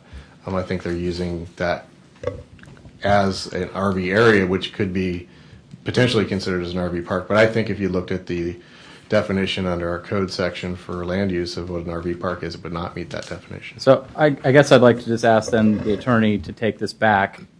I think we were all in agreement last time. We wanted to make sure that use was continued. So is there some way you can take that back and make sure that in the next draft that's written up? The Elks. Yeah, we can try to find out exactly what the Elks is designated as and ensure that the exception as drafted would, that their property would fall within that exception. I would say that whatever exception we write has to be applied across the board. So, you know, we can't focus on the Elks property, but we have to focus on, you know, anyone else who meets that same definition. Yes, and so I don't know that we would want to apply a variance to land necessarily, or a location specifically, for the sheer fact that the Elks may not stay there indefinitely, and so I would be really leery about including a land or property designation there, just for fear of what replacement might come to be. As I stated in our last meeting, I had talked to an Elk member, not unofficially. So the thing that I'm about to say is unofficial, and it's to the best of my knowledge. And maybe perhaps, Chad, you can verify this, but it's my understanding that the Elks are grandfathered in, and as long as they don't expand their RV park or change it or provide additional services to it, they will be grandfathered in. If they decide to make their RV park right now, people can park there for such an amount of period of time, but they're not fully self-contained. Or they are fully self-contained. They can't dump their RV sewage and stuff. They don't have facilities for that, and they wouldn't be able to do that unless they expanded that park. And if they did that, then they'd have to go through the zoning laws. Is that correct? Well, I'm certainly not going to make a determination, but I think what you're talking about is a land use, where they are in their land use process, which is completely different than what you're trying to do here with your camping ordinance. Yes. So this certainly could be something that would be different and create things for them. But I think there's a lot of different ways to get there. I just wanted to point that out, that I didn't see anything in here that addressed your guys' question in regards to that. They're not addressed under the Class B variance. Well, they could be, but they would have to apply for a Class B variance, and then they would have to demonstrate that there's an emergency. It doesn't say emergency for a Class B variance. I thought you could just apply for a Class B variance regardless of emergency. You're correct. You can. The emergency is a separate exemption. So really, there's 3 exemptions: a Class A variance, a Class B variance, and an emergency exemption. So my notes for the Elks were that A says any person. Could we change that to organization? Any person or organization may apply for, which would cover Relay for Life? Because under this, Relay you know, for Life Relay would be for Life covered would be- under Class A. It says person, though. So what I'm trying to suggest is that we change that to person and or organization. That way, Relay for Life can apply for a variance for all of the people who are camping, so that each individual person is not applying for a variance. And also, the Elks would be able to apply for a Class B variance as an organization. You know, it seems like that is logical, but I don't know if that's something that can be done. Yeah, excuse me, the reason it was written this way is because the prohibition applies to a person. So Right. it was permitting a person, but certainly you could permit an organization or an entity to apply for the variance on behalf of a group of people, and I don't see any problem with Does that. anyone have a problem with changing Well- any person may apply for? I think that makes sense. My concern would be then if you opened it up in a Class B variance, then it would open it up for other organizations to come along and say, you granted a Class B variance to this other organization, and they to set up essentially a permanent camp. And now we wouldn't be able to tell the next organization no quite as easily. And I think that's something that the public probably doesn't want to see expand. And Chad, I guess, can jump in I here. think it makes sense for us to be able to go back and try to figure out exactly what the Elks is. It sounds, based on Larry's description, if it's correct, that it was a pre-existing use that was in existence at the time the zoning laws changed, the land use laws changed. So they were grandfathered in. And generally under the land use laws, if you have this pre-existing use, as long as you don't expand it or as long as you don't cease that use for a certain period of time, you're permitted to continue to use that property in that same manner. So it may be, to take care of the Elks, all we have to do is expand basically what we're talking about being designated, which is basically being designated in a land use code as a campground or an RV park or any other property that is permitted to be used in that manner by the land use laws. And that way they would be covered without having to worry about All of the specifics. Yeah, and I think the variance process is really not meant for a permanent Right. type of process, and that is something that's going to be covered by the land use procedures. And since this is not a land use law, we're not getting into the aspects of trying to follow the zoning code and amending the zoning code and those sorts of things that you would really need to do in order to have some sort of permanent campground. So again, I would can be. we change any person may apply for to any person or organization? I would agree with that, but I would not use that as the pathway to accommodate the Elks. I would say what we did in the first time we talked about this is let's have the attorney go away and figure out how to fit them into the language So and then come back separate to from us. the Elks, can we change that? Yes. Because at this point, there are organizations in town that are doing this that would be affected. I would agree that I with don't that. think we intend this law for. I would agree with that. Absolutely, Rachel. And you brought up a point that I was thinking about. Offhand, I would say there's all sorts of organizations that run the Christmas tree lots. They park their RV on there for security. I would think, I don't know where that falls in there, Chad, but I would think that's an organization that could get a variance easily without, and are we talking about a cost to them? There's not like a cost involved, right? You No, just get a- that's not go to the outlined city. here. And you're right, Larry. I mean, based on the way this is written, submitting a variance application is not intended to be a difficult procedure. So someone like a totally Christmas agree. tree, Okay. yeah, Rotary, Christmas tree lot owners, all of All those right, kinds so of I'm organizations. comfortable with Rachel's suggestion of a person or organization, because that would cover the whole Christmas tree lot down there. Yeah. Any other comments on that? Are we comfortable with organization, generally speaking? Okay, great. Chad, would you please include that in the revision? All right, let's move on to, Tom, did you have anything else to add there? No? Okay. So before you move on, Sure. is the time period for the variances and giving 2 weeks to the city manager and over 2 weeks to the council, is that, it was my understanding that was sort of an open issue for you as well. I don't think that it was, that I Okay. recall. Did anyone have an issue I with that? originally thought maybe 2 weeks was a little. Sorry, I originally thought maybe 2 weeks was a little too long for the Class A ordinance, but you know, I don't think this is something that the city manager is going to abuse. So I guess if the council wants to leave it at 14 days, I'm happy with that. I was thinking maybe 1 week instead of 2 weeks, but it's splitting hairs. I'm personally thinking from my experience as an organization with the Sherwood Chamber of Commerce and how we have had need to have RVs parked out when we put on cruise in Sherwood. And usually the notification that we get from those who would be using them is very short term. And I'm talking 24 to 48 hours. This seems long to me to be giving notification. It also includes church parking in some situations. I'm also trying to think a little bit outside the box here. I feel like there may be other, I guess, examples like the Christmas tree sales lots, possibly Magnus Tree Farm that may allow overnight parking that we're not thinking of. So, Well, I mean, in that regard, Nancy, I would think that as a chamber representative, I mean, you would have the opportunity at this point to provide ample notice to organizations that you're involved with. I would agree with that, and maybe post it on the website or otherwise. And newsletter even. I think in the case of Cruisin', if Cruisin' as an organization applied for a variance for a group of people, then you don't necessarily need a full head count at the time you apply. Right. So you have the variance for a Written certain in. area or a group or the event in general, and then 10 people are camping or 20 people are camping is really irrelevant, right? I agree. I also feel like it's putting it in the city manager's hand and the police chief's hand as to what constitutes an appropriate amount of camping for a special exemption. Yes, it does.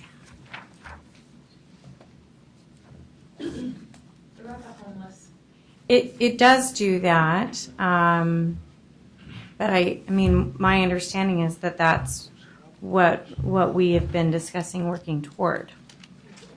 So, May I make a suggestion? sure. It's 10 minutes after 8. I think we were talking about an abbreviated meeting tonight. I know that there's a lot of people that would probably like to comment. Maybe we could take like a 5-minute break, open it up for comments on, maybe break them down to, like, I know we'd already talked about the hazardous materials. We already voted to pass that. We already voted to pass that, but people may want to say something about it anyway. But I would like to get their input on at least this one that we're going through now, so Yeah, they can make their comments and get out of here. My only comment about that is that pretty much guarantees we're not going to get to the third item tonight. And that's okay if that's what we are okay with as a group. I also think that we might get better quality comments if the people who want to comment have time to go home and read through this and come back tomorrow and comment. And maybe that's not possible for everyone, but rather than take comments tonight and then take them again tomorrow from potentially the same people that have had more time to digest, it might be better served to use our time to focus tonight on our comment, let them hear us, and then come back tomorrow, having heard us, having read through the documentation, and then provide comment then. Looking out at the audience, though, there's a lot of moms, with young children, and it's really hard to get away. So I'd say while they're here, let's take time to hear their comments and anybody else that wants to, even if it has to be maybe 2 minutes instead of 4. I agree with Naomi. If we're going to take comments today, we need to take comments from the people that are here now. I'd like to get them assuming from they the can come most back tomorrow people. is a little bit. Yeah. of a push. If there's people that are going to be here tomorrow night, then maybe you could save your comments and let those people that won't be here tomorrow night.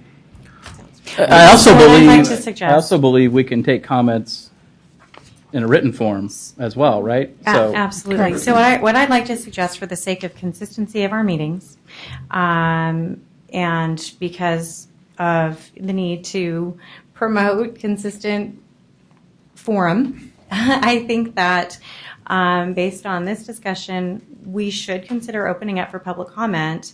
However, I would suggest then that we table the other ordinance that we were going to discuss until tomorrow.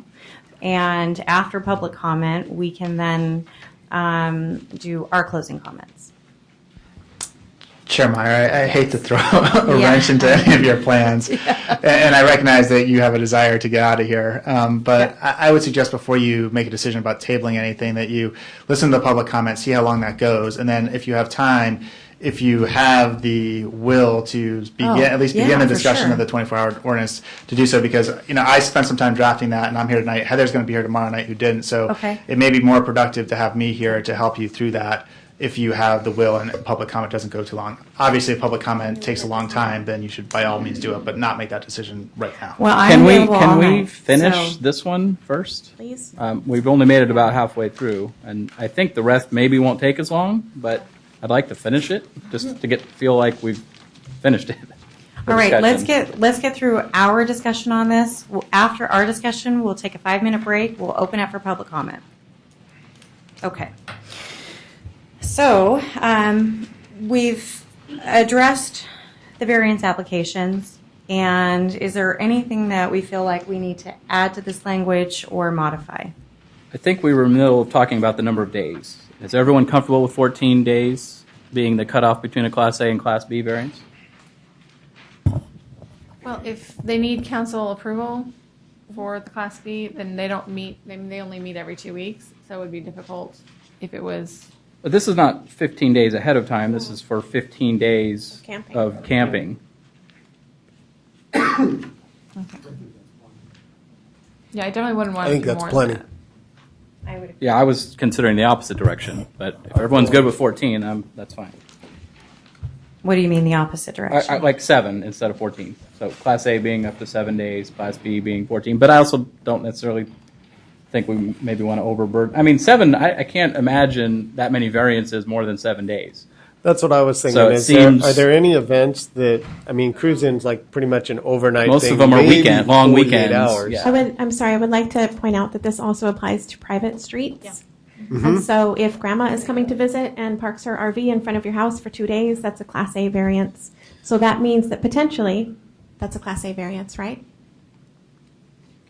The variance is based on the amount of time, so it depends how long grandma's going to If she potentially stay. wants to stay for 2 weeks, she can stay for 2 weeks with just a Class A variance. I'm just trying to put it into perspective for what I feel like people might want to. So how would that think of affect for 14 neighborhood days. associations that have already established a limit? Like a neighborhood association that starts with the W that is over by the YMCA has a limit of 3 days, 72 hours. That's nice, Larry, but we don't all live in those I associations. just know somebody. and So anyway, I'm just trying to put into perspective what It- could potentially go Would up to those- 14 This days. doesn't give permission for someone to go onto private property for any period of time No. without the owner's consent. So in that situation, the bylaws of the property association would govern how long someone could stay on the property. Okay. Well, and Chad, I was hoping to ask, I was a little bit surprised that a Class B variance doesn't have a closure date. So it's 15 plus days and open-ended?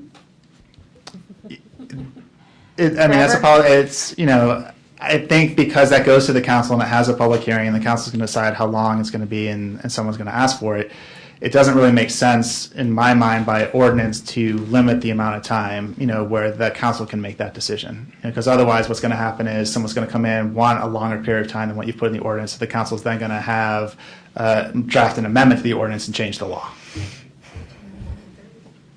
And so with that in mind, I would like to keep the language as is. That's fine. So any comments on the variance application itself? Adding the designee in Part B. I think we talked about it earlier. Yeah, I think Chad's got that, yeah.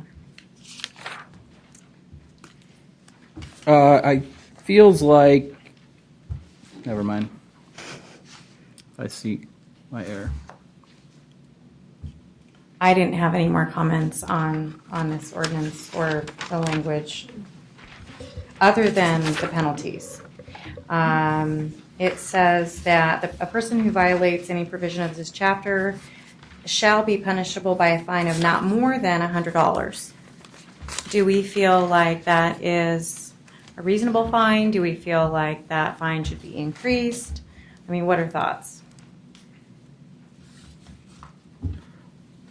Is that $100 per day? or per incident? Well, or that's what I was going to bring up, because someone, if they really wanted to be difficult, could basically say, I'm going to pay my $100. I'm going to stay here, forever. Yeah.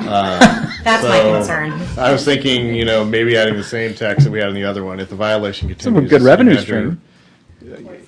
may deem each calendar day that passes to be a separate violation. And I would be more comfortable with that language. And perhaps increasing that dollar amount.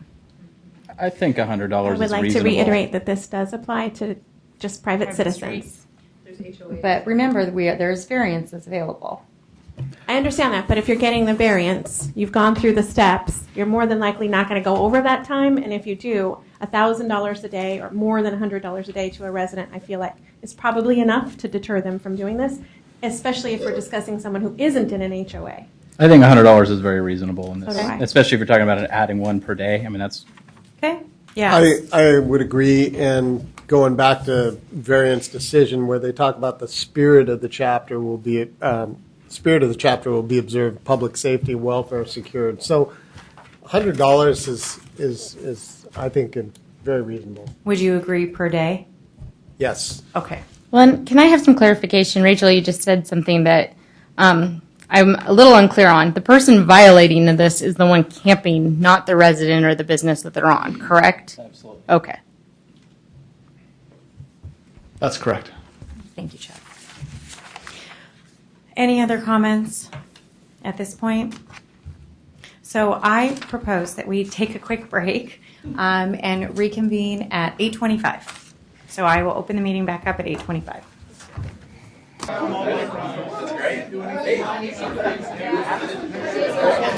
All right, everyone, it's 8:25, and I promised I would reopen the meeting at this time. Yes. So given that we didn't have a lot of folks show up at the beginning of the meeting and were interested in public comment, we will go ahead and open for public comment for 40 minutes. We will then close the public comment so that we can reconvene our discussion and get to another ordinance to discuss tonight while we have Chad with us. I'd just like to remind everyone in the public to please direct your comments to me. There will not be any question-answer period during public comment. You will be limited to 4 minutes. And in the future, in any meeting, you are more than welcome to submit any written materials or letters or emails to the committee for comment or consideration.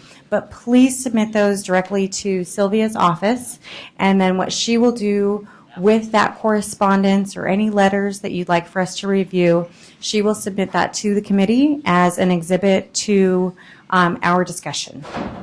Is there anything you'd like to add? No, that's Okay. great. Thank you. So we'll go ahead and open for public comment now. And anyone that would like to come up, please do. Do we need to do our name and address like city council? No, I mean, if Okay. you would be so kind as Okay. to just say your name. Amanda. So I know we're trying to draft ordinances to keep Walmart out, and we're concerned about overnight camping in the parking lot. But this camping ordinance has got some issues. And the last year I've had 4 homeless people living in my house at different times who have all been camping in Sherwood.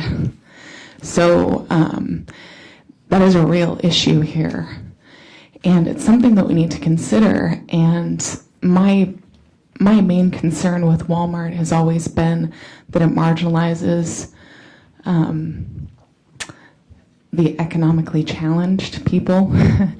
And we want to make sure that we as a community see those people and have ways and pathways for them to go places. I am here tonight instead of being at, I don't know why this makes me so nervous all the time, but it's my grandmother's 85th birthday tonight, and I'm choosing to be here. And so, anyways, this one is really concerning for me. And I think that's all I have to say. Thanks. Thank you. Anyone else? Yeah, please. My name is Michael Hughes, And I just have a well, I don't know if it's simple or not. And forgive me if you've already addressed this. Forgive me if you've already addressed this in a previous meeting.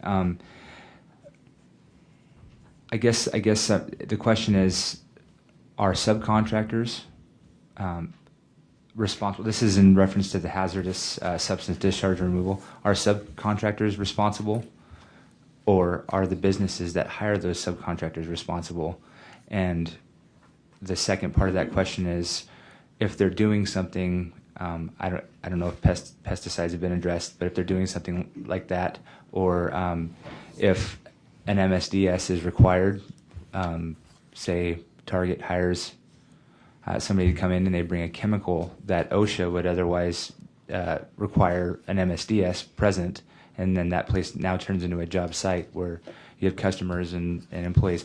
Anyway, there's some pretty important language here that probably has to be addressed in that, because there's going to be some liability issues. And I did see on Section D, joint and several liability. Each responsible party is jointly liable.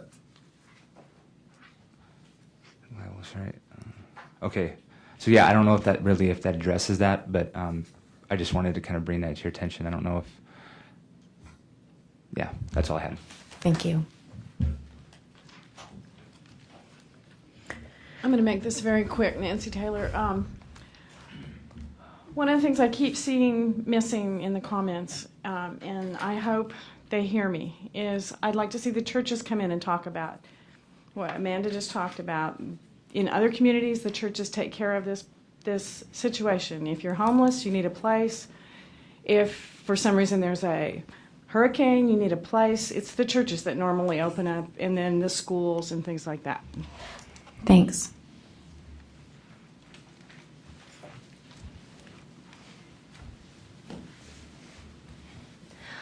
My name's Jacqueline Hughes. I just had a couple of questions regarding the camping ordinance.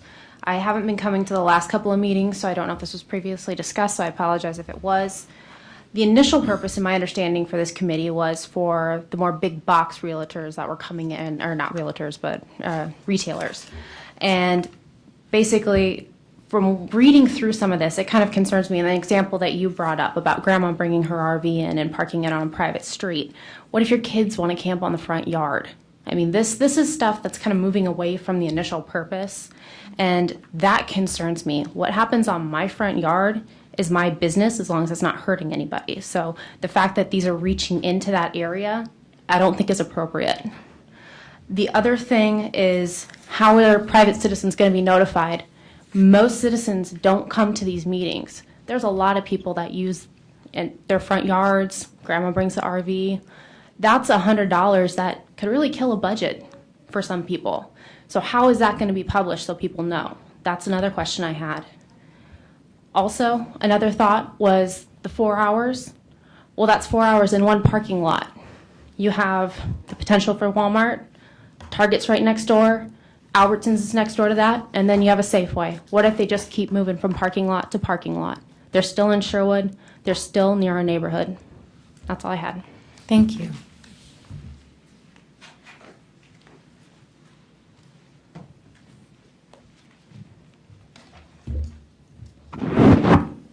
My name is Jay Leo.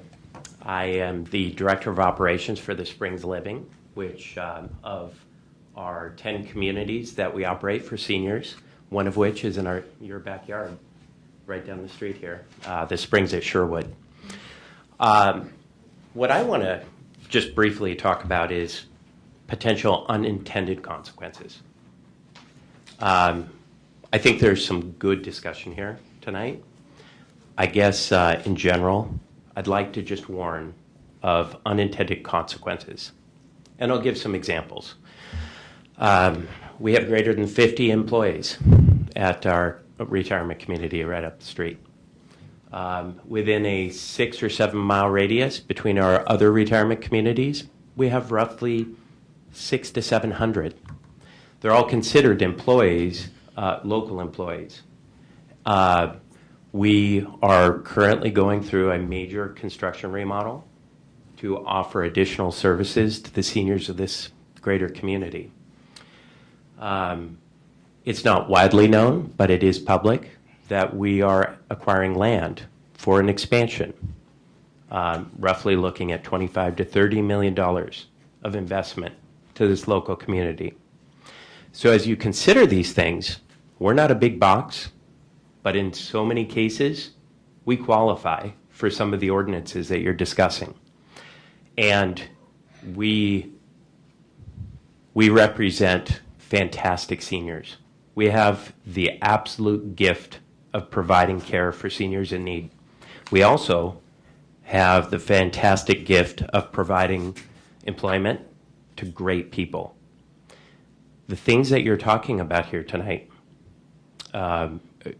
taking away from Walmart, completely separate, but what you're discussing have unintended consequences.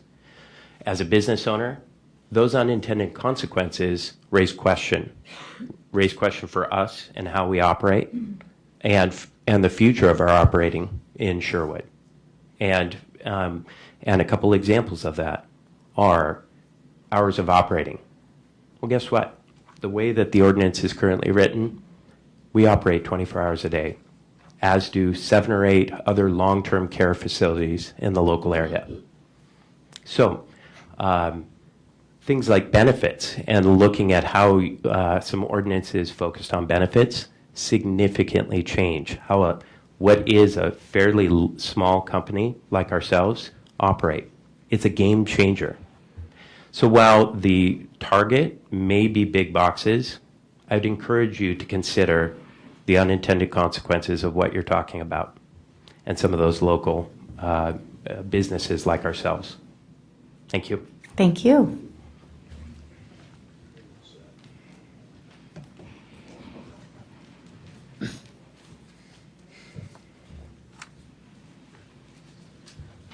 Lori Randall, and I just have 2 quick things to say. Nancy's right about when you're doing an event and sometimes things happen and you just have to go with it. But I think it's entirely reasonable that, if you're, hopefully this becomes a quick process, but it's totally reasonable for an organization to provide for the police a list of who's going to be there and not just leave it open-ended. Because you're going to know who's going to be there. You want to, give the police something to work with. The other thing is on the variance application, I'd like to make sure that those are available online, through email, that you can scan your signed statement, that it does not have to be done in person because that is such a deal breaker for people who work full-time. So, and there's no reason it shouldn't be available that way. So I would like to kind of see that happens. That's it. Thank you. Anyone else?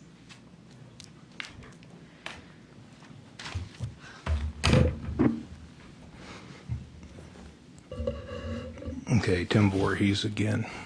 Meredith, are you the chair? My name is Mirta. Merita, are you the chair? I am. Okay. I take exception to being chastised by Sylvia Murphy for passing notes to Naomi. You are the chair. She was out of line interrupting me or whatever. Number 2, I have talked to old mayors and stuff, and they say it is perfectly fine to pass questions to committee members, budget committee members, and everything. If it isn't, you need to get the rules of engagement for everybody to know the rules of engagement and level the playing field. Number 3, what I see happening here in this meeting is you're not running the meeting. Chad is, Tom is, Sylvia is. They're running it. So you got king, bishop, queen, and then you're the pawns. That's what I'm seeing. Now you have the parking ordinances of the thing for 4 hours. Okay? Somebody already brought it up. Go from Albertsons to Safeway to Target to Walmart to Walgreens and everything else. Okay? If I'm a business owner and somebody asks me if they can park on my property, I'm going to tell them sure.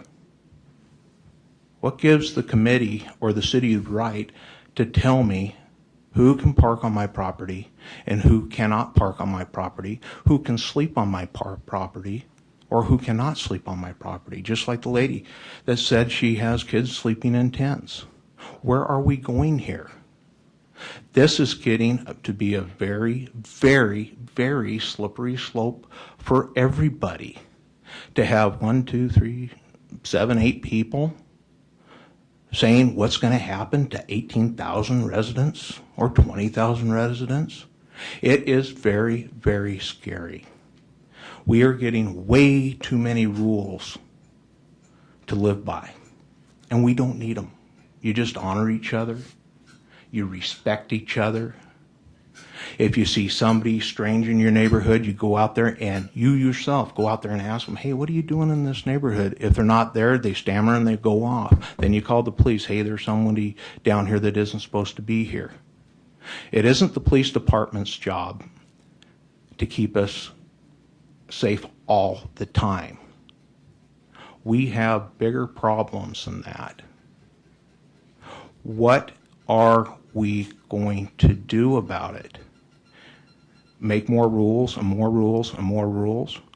Let's face it, I've had the police out at my place because I went in and disagreed with the city council. Thank God we got Bill Middleton in there now as mayor.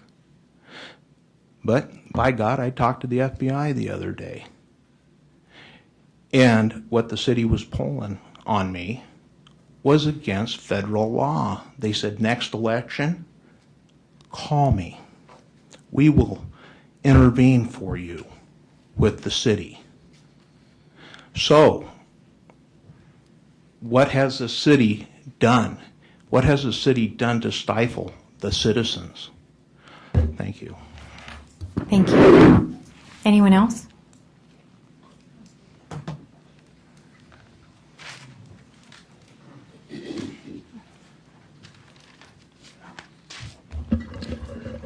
Cam Durrell, the Sherwood resident. Just touching bases and just listening to the conversation. You'll have to excuse me also. I'm first time to the meetings and Welcome. We'll be here more often, definitely. I'm just wondering if really honestly we're putting way too much thought into this thing. Has anybody actually contacted one of the 14 stores in Oregon to find out that don't allow overnight parking, or the 600 stores in the United States that don't allow overnight parking, and contacted them and seen the stipulations that they have and kind of the rules they've gone by? The other side of that, Walmart, when they do that, they ask that you go in and check in with the manager. The manager then could issue a permit that you could visibly place in the window with their permission. Most of the time, you get into this thing and they do ask that you go in and check with their managers to do an overnight parking stint. The majority of the time, you're not going to be there for an extended period of time. At that point in time, that's where the regulations could come in. But the safety issue, which was brought up, which I was glad to see brought up because of the fact of driving overnight, coming in, most of these people that are coming in here are legitimate people driving 80, 90, 100,000, 200,000, $1 million motorhomes.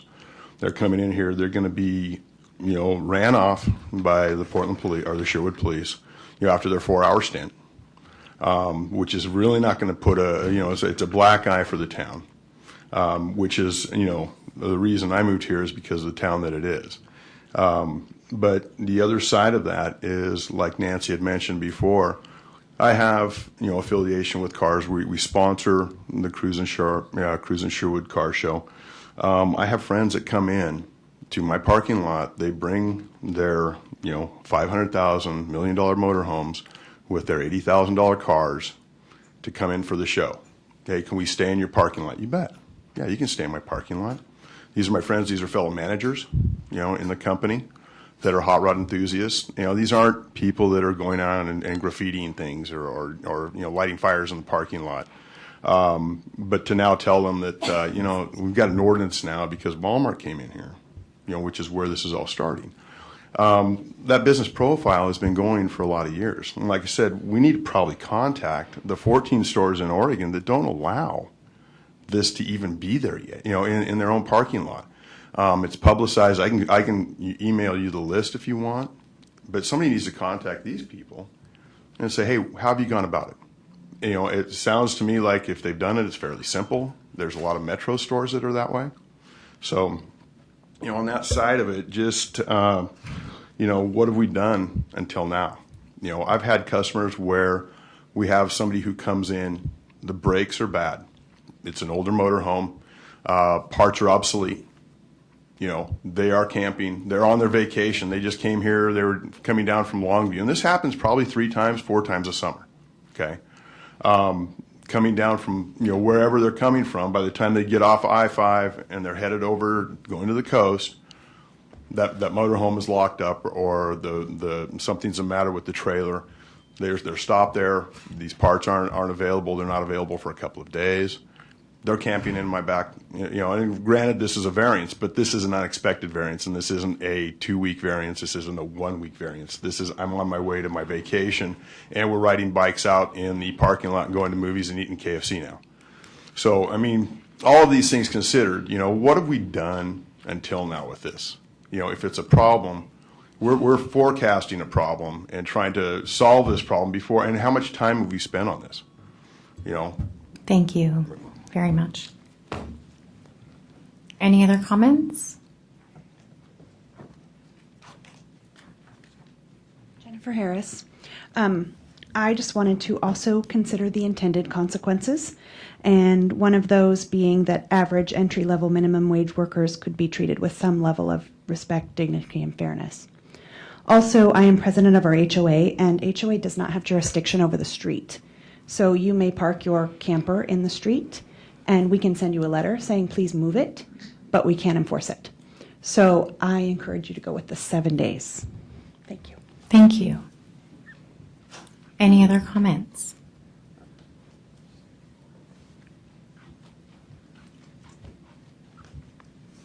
All right. My name's Patty Spring here in Sherwood, Oregon. And mind you, my thoughts are a little bit scattered because I've just been taking notes as I've been going. But I just wanted to touch base that many of the ordinances proposed seem to be really open-ended. I think they need to be closed down. For example, the specifics of, let's see here, the camping ordinance, when they apply for the special variance, Class A variance to camp in an area for up to 14 days in duration, I think, and limited to 30 days. So if they want to apply for the variance and take the time and pay the fee to apply for that variance, because I think a fee should be assessed with that, it needs to be limited to 30 days, no more. Otherwise, they're going to face a fine of $100 per day from there on out. I don't believe that the variances should be allowed, and I don't know if this is already a part of charter, but they can't continually apply for these variances, like one after another if they've been there, which I personally don't feel like this is going to be an issue for Sherwood, but just in case, forecasting for the future, I think is smart and very practical, considering we're going to be opening up our town to an entirely new demographic that none of us, we like to think we can empathize with and be near and understand, but in reality, many of us, I don't want to say all of us, I don't think can. The new development is the new development, but the anchor store is of significant worry for me. Another thing was unintended consequences with the living wage, for example, and initiating sick leave for folks that work more than 30 hours per week. I believe that, and this is my personal opinion, that there's nothing wrong with lifting the standard of living for the middle class, because that's really whom we're addressing right now. People deserve sick leave, period. If they're going to put in 30 hours a week and they're going to give their heart and soul to a business, they deserve that. If they're sick and not feeling well or they're running a fever, they should have the right to take that time off, not on their own buck, but a corporation's buck. So I feel like that needs to be directed towards folks who perhaps employ more than 100 to 150 people who fall under the corporate agenda and who fall under the big box situations. let's see. I'm sorry, I'm scattered here. I took notes as I was going. And absolutely, yes, we do need to be forecasting for the future because that's part of Sherwood's problem, is we've had all of our eyes closed and we've been very, very much asleep as a community. So forecasting for the future is called responsibility, and taking responsibility for our town now, so then that way in 10 years when new things come to town, we can't all sit around and moan and groan about it because we've already set a precedence. We have ordinances in place. We're already ready for the upcoming and new development to come into town, and that's exactly what's happened now is we're not ready. And I'm shaking and I'm rambling and I'm sorry. I'm human. And then regarding the cruising and the parking and the Les Schwab and all of this and that, it does state in there that in an emergency situation, in my opinion, that could be considered an emergency situation. If somebody's coming to town for the weekend, they apply 14 days ahead of time, they can stay for a couple nights, no big deal. They're not going to be in violation of the ordinance. So that falls under the emergency situation, in my opinion. But yes, for the most part, I just feel like a lot of these ordinances need to be capped and more precise and not so open-ended, so they can't be manipulated because this town has already been manipulated. And we want it to stop. That's why we have the lovely committee before us. So I thank each and every one of you for your time and your efforts, and hopefully we can come together and figure this out. Thank you. Thank you. Any other comments this evening for us?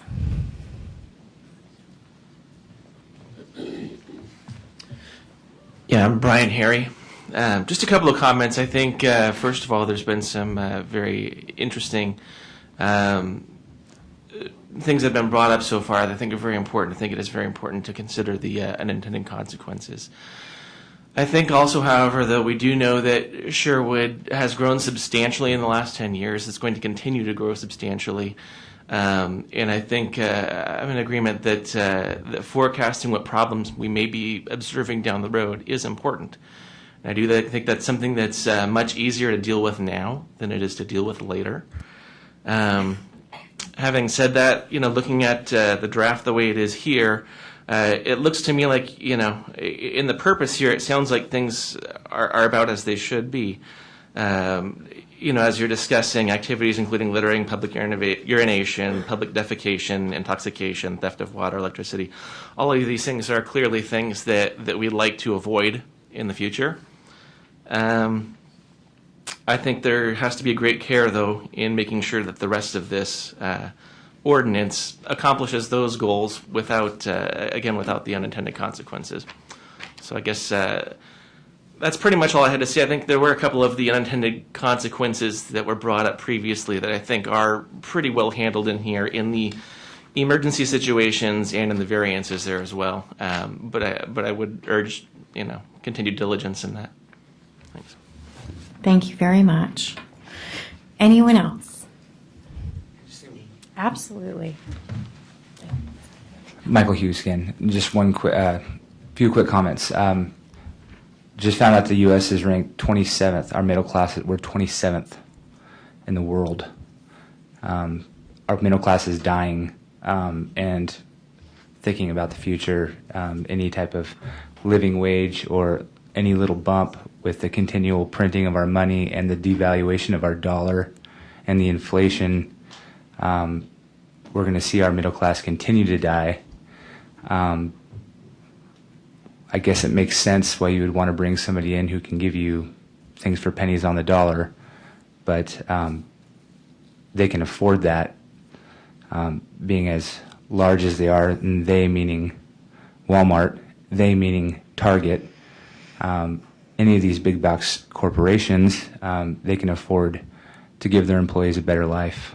And because if they don't, they're not going to have anybody working for them anymore in these United States. So 27th in the world. Go USA. Thank you. Any other comments this evening? Okay, so thank you all. Let's move on to review and discussion of the next ordinance, which is the regulation of business hours.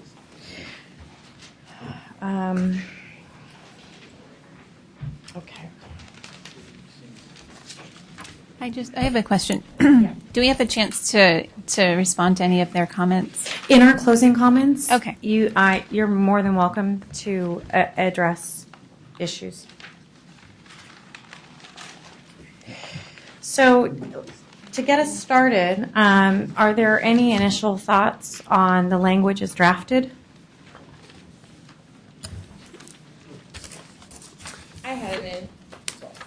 I had an initial thought.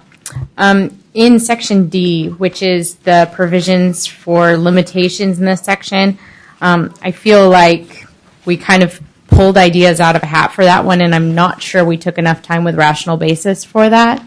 And that's something that I just wanted to draw attention to. Section D, where we say the limitations in this section do not apply to restaurants, gasoline filling stations, or the sale of prescription or non-prescription medications in drugstore or pharmacies.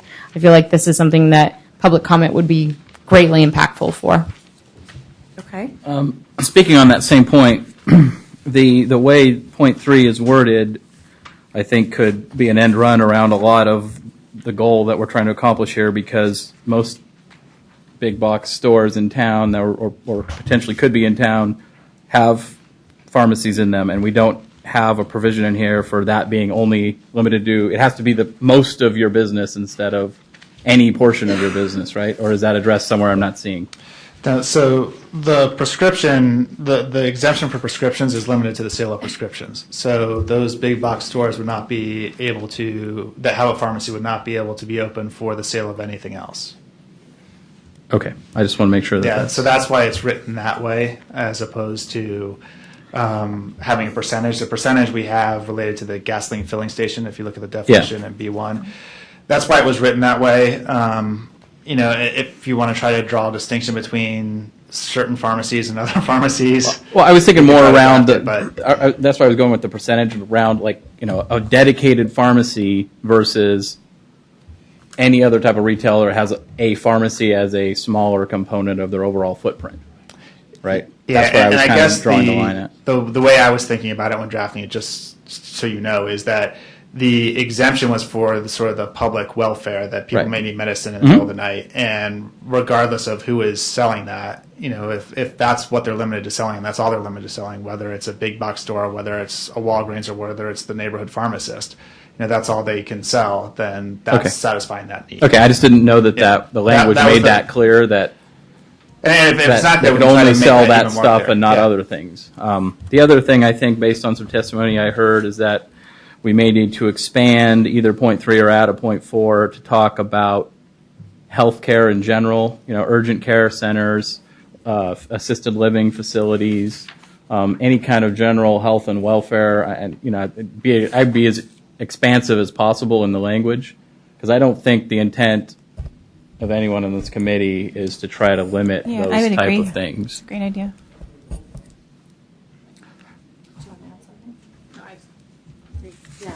I agree as well. I agree as well.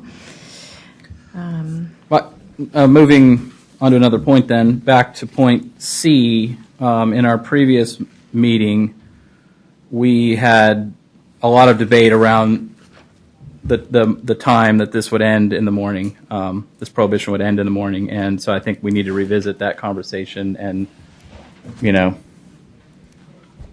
come up with what we agree the final number should be.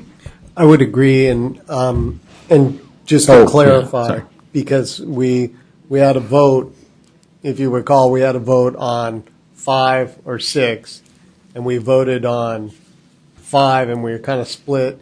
And I don't think there was any dissension after it was suggested that we split the difference and said 5:30, but I think it would be only fair to us and everybody else involved if that we either call for a vote on 5 or 6 or 5:30 or whatever it is, and make it all official. Yeah, I would agree. I think it's really important that we revisit that, and thank you for bringing that up.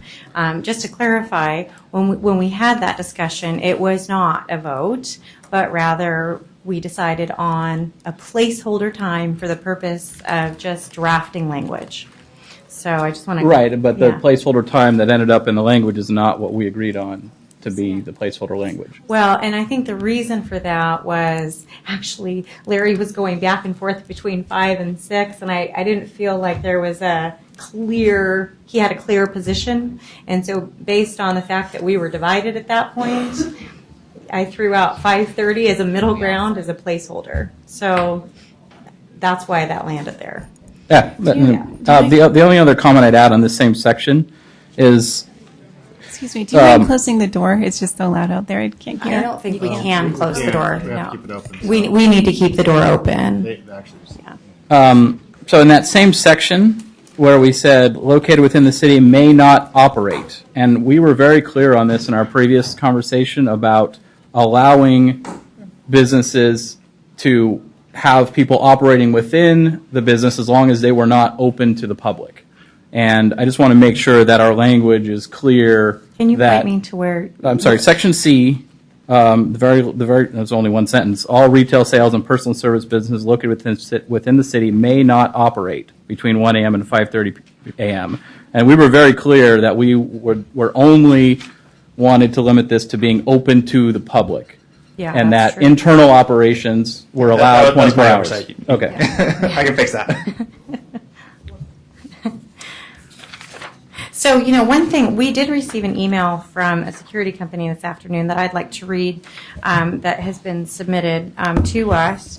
It was presented by Arcadia Security, and I don't know if you've had a chance to read this, so I'd like to read it. It was addressed to Sylvia and myself, and it says, "It is my understanding that an effort is being made to help ensure that the city of Sherwood remains that of a quaint and peaceful community, desirable for families to live and raise children in without the worries and problems that many of the other nearby cities struggle with, and that the two of you are heading a committee in the effort of creating new ordinances to help preserve what those who currently live in Sherwood love about their city.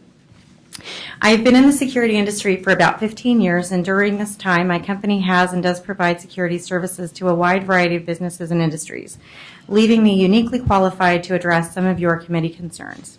I know that one of your concerns is to address the operating hours of retail and service industries operating within the city, and that this is a concern I would like to specifically address. Arcadia Security and Patrol Services clients in almost every city in the Portland metro area. And because of this, we have a good deal of understanding when it comes to what kind of issues are to be expected when adding a new client property based on where this property is located, what kind of business it is, and what other kinds of businesses are nearby. When servicing a client property, even though our client may have designated business hours that calls for that business to close, let's say 7 p.m., should that client have a neighboring business that stays open, let's say 24 hours, we tend to find this will have an effect not only on our client property, but those other businesses and properties also within the immediate area and beyond. The first problem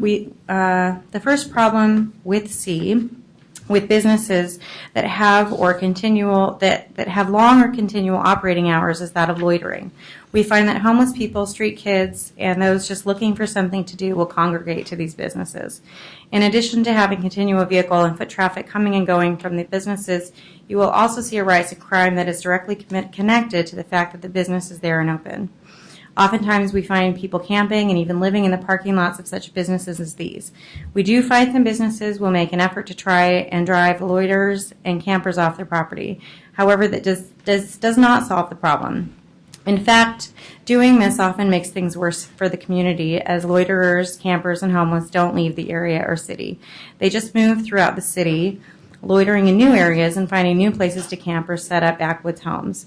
Knowing that there is a business with a late or 24-hour activity will provide a constant source of panhandling, theft, dumpster diving, and an assortment of unwanted and illegal activity, all because there is a constant source of commerce and opportunity.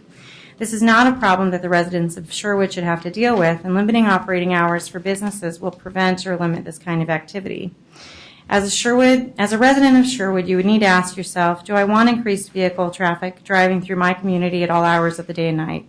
Businesses with extended or 24-hour service will inevitably drive up three very specific problems. One being the amount of traffic driving the streets at all hours of the day and night. Two being the amount of parking that will be required to handle the increased traffic. caused by the extended operating hours. And third, and what I feel is most important, the increased amount of crime and police and security will be faced with due to the increased amount of business and other undesirable activity due to follow.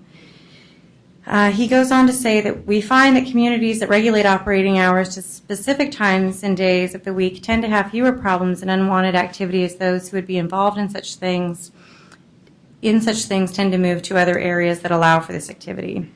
In an effort to preserve Sherwood, I would encourage an ordinance detailing hours of operation for businesses as well as no camping, loitering, or long-term parking ordinances to help drive any potential problems away from the city and back into the more urban areas of the metro area.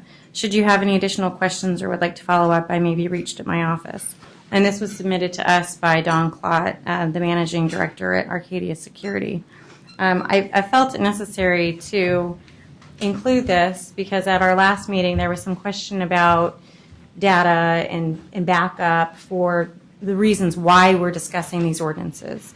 And so I felt like this was an appropriate, well, not that anything is inappropriate to bring to us, but this is, it deals directly with what we're talking about now. So, and Doug, I know that you had asked for some backup. Yeah, so thank you. And this hopefully has been valuable information. I do have a couple of questions. It doesn't appear, by the way he wrote this letter, that he's a resident of Sherwood. I don't know whether Not he is that or that is not. necessarily relevant because it is good data. I'm just curious, what areas does his company operate in? What cities, what towns? That, are they of a similar profile to Sherwood or completely different? And that's just a data point I'm curious about if you know. And I don't know, but we Okay. can certainly. Okay. But I do think it is good information, so thank you. I have data as well. Is it a good time to share it? Or Yeah, I mean, Okay. at our last meeting, we All talked right, about so- that. But what I'm really hoping for is that our discussion can be really focused on this language so we can get questions and Okay. modifications Well, or amendments. If you need more to data, Chad I have for review. plenty. So maybe I'll wait with that, and we'll just see if we Okay. can move along. So I think one of the things that we've heard from the public tonight, and at some of our other meetings, is unintended consequences. We've talked about hours. We've talked about how and where or if this makes sense. And so those are the kinds of discussion points I'd really like to hone in on as we look at this ordinance. Yeah, and I feel this is an appropriate time for me to talk to some conversations that I've had. I have reached out to all of the big box retailers here, and I'm trying to think in terms of forecasting into the future and future need. The general consensus from all of them is that consumer behavior should dictate the hours of operation. And I want to be really clear in one of the messages that has been given to me. These big box retailers are in an interesting position right now where they cannot come out and speak out for these ordinances because the time frame for us turning around these decisions, the corporate mandates and the levels of tiered activity that they have to go through to be able to get those permissions, and of course the financial, consumer, economic, political risks that they pose by coming out on one side of an issue. One of the things that I thought was an interesting point of conversation for me was talking about store volume and sales. And several of our businesses mentioned here in town, in Sherwood, existing businesses mentioned that if they were to drop between 10 and 12% of their sales volume based on what they've been doing for the last several years, that they would go from being a large volume retailer to a small volume retailer by their corporate standards. And that would mean cutting jobs. That would mean decreasing their hours and not being able to service the community in the way that they have been. And so I have a lot of concerns with this because I feel like this could hurt the competitive marketplace that Sherwood has in the region. And I feel like in a lot of ways, trying to push these decisions through fast are jeopardizing our ability to get the voice of the people who really are going to be impacted by these decisions. So I was hoping to add that to the record. Okay, thank you. Any comments or any other discussion on any of the language here, or comments, or thoughts? Rachel, you've been quiet. I did have another comment as it regards to crime. One thing that I thought was a little bit interesting is that corporate regulations on retailers, and this is retailers that are usually, have a large level of, corporate involvement, gives them specific standards for calling 911. And Larry might be able to add a little bit to this, but if you know, but that they take it upon themselves to do things like call if there is an alarm going off or if they see someone that they potentially think could be trespassing, and that enters into the statistics for that specific business too. So that is one reason why a lot of businesses, and again, this is coming from some of the businesses I've had the opportunity to talk to. In my closing comments, I have talked to some of our smaller, more local retailers as well, but that impacts, I guess, the quantity of crime-related calls that would be put on a business. And I thought that was an interesting statistic to add because it may be another reason why late at night you're getting a lot of crime-related calls. Okay. I'm not sure what you're saying exactly.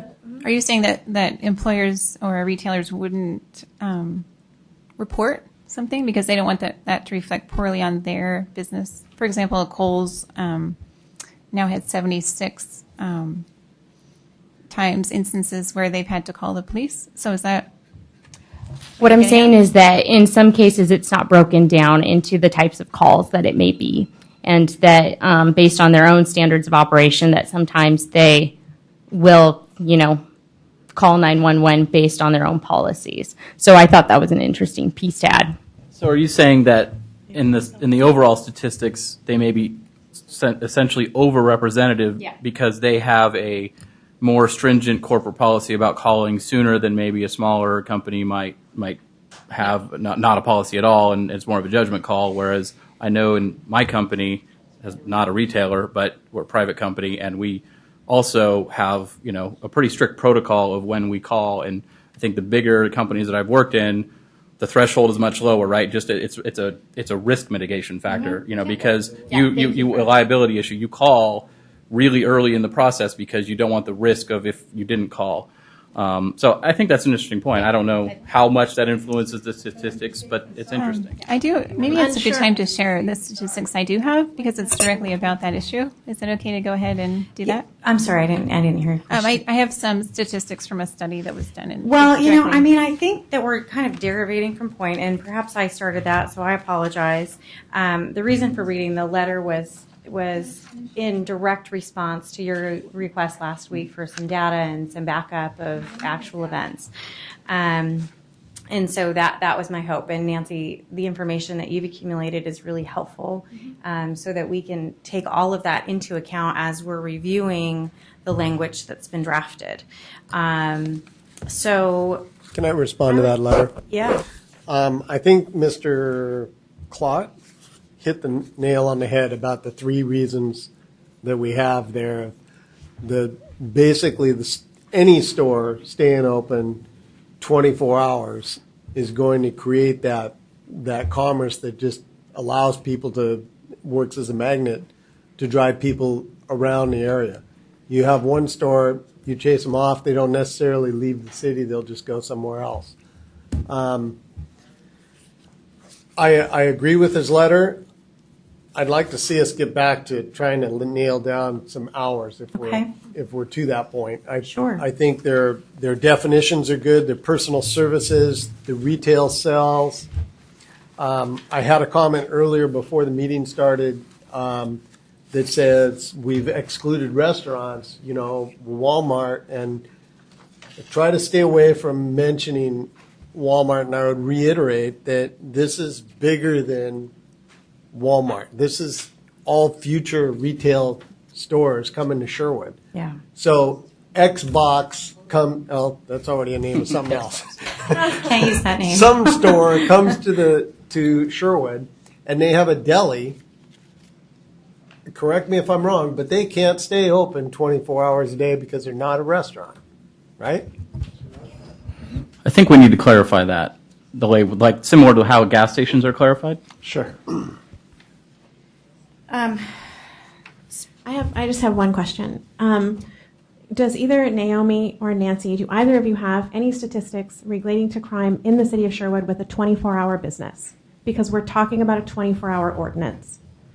So if we have that, I'd like to hear it. I have a scheduled meeting with Chief Growth.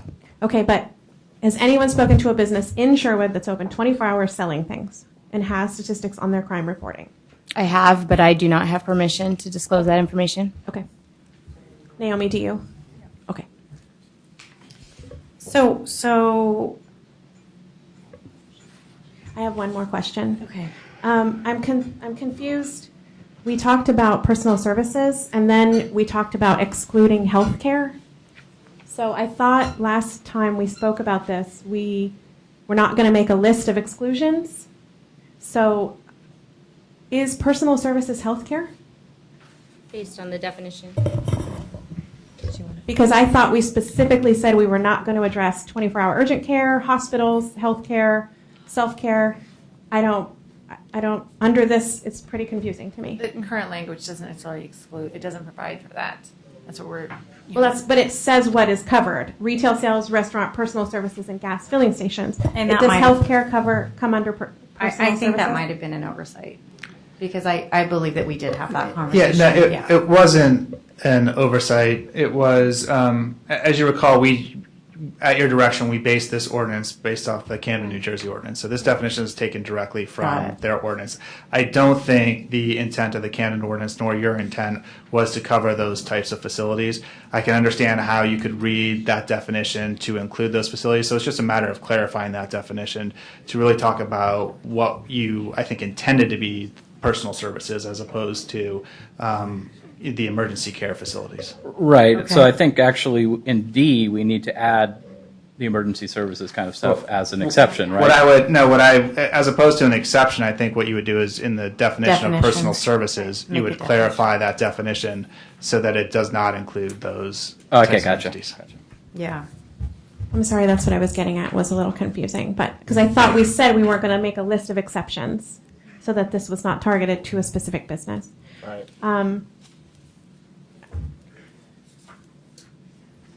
But I think, that's it's definitely a different type of even category. We're talking about retail. But we specifically say what we include in this. But we're excluding restaurants. It's like, I think most of us, again. So do we want to make a list of things that are exceptions, or don't we? I think what we're. Well, I understand that, but we specifically talked about healthcare and specifically said it wasn't going to be covered and we weren't going to make a list, because we could go on now if we talk. No, we said we were not going to include it in this ordinance. The way It was not that we I were understand going that. to- I'm saying, is it, okay. We're asking for a clarification because the ordinance covers retail sales and personal services as defined in Section B. And I think we're asking, we need to add language to subsection 2 of Section B that clarifies personal services means, some of these things we see on here, but doesn't mean an urgent care clinic or a healthcare skilled facility. nursing Which is not adding facility to or those D, which kind are of the things. exceptions. Correct. Thank you. Yes.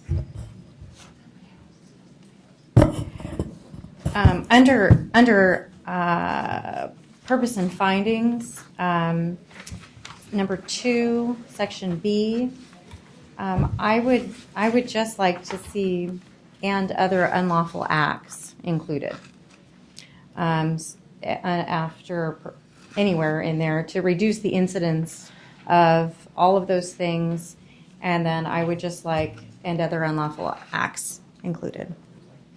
So page 1, section A, number 2, and under the first small a. Or B, excuse me, B. So related criminal activities including littering, drug dealing, and noise disturbances, and other Unlawful acts. activities. Okay. Yeah. That's my only comment on page 1. Any concern with adding that language, or makes sense? No. Okay. Let's talk about hours, because I think that we're perhaps at a point where it makes sense to hone in on that. So at our last meeting, we decided to table the discussion until we all had had an opportunity to think that through a little bit. And so let's talk. Maybe we should take one time at a time. Start with the 1 o'clock. Well, okay. We don't even have to, I mean, we don't have to limit what this says, to be clear. I mean, this is draft language, so we can modify or adjust. I would ask if we're all in agreement on a closing time of 1 a.m. That I think you'll remember that I brought up it kind of coincides with the alcohol sales. Obviously, restaurants and bars are not included in there, but I'm very comfortable with that. yeah. I'm still comfortable with 5 a.m. Okay. for an opening time. Okay. And would be I interested also in still different prefer 5 opinions. a.m. I'm still comfortable with 6 a.m. Any other thoughts? I'm comfortable with 6 a.m. as well.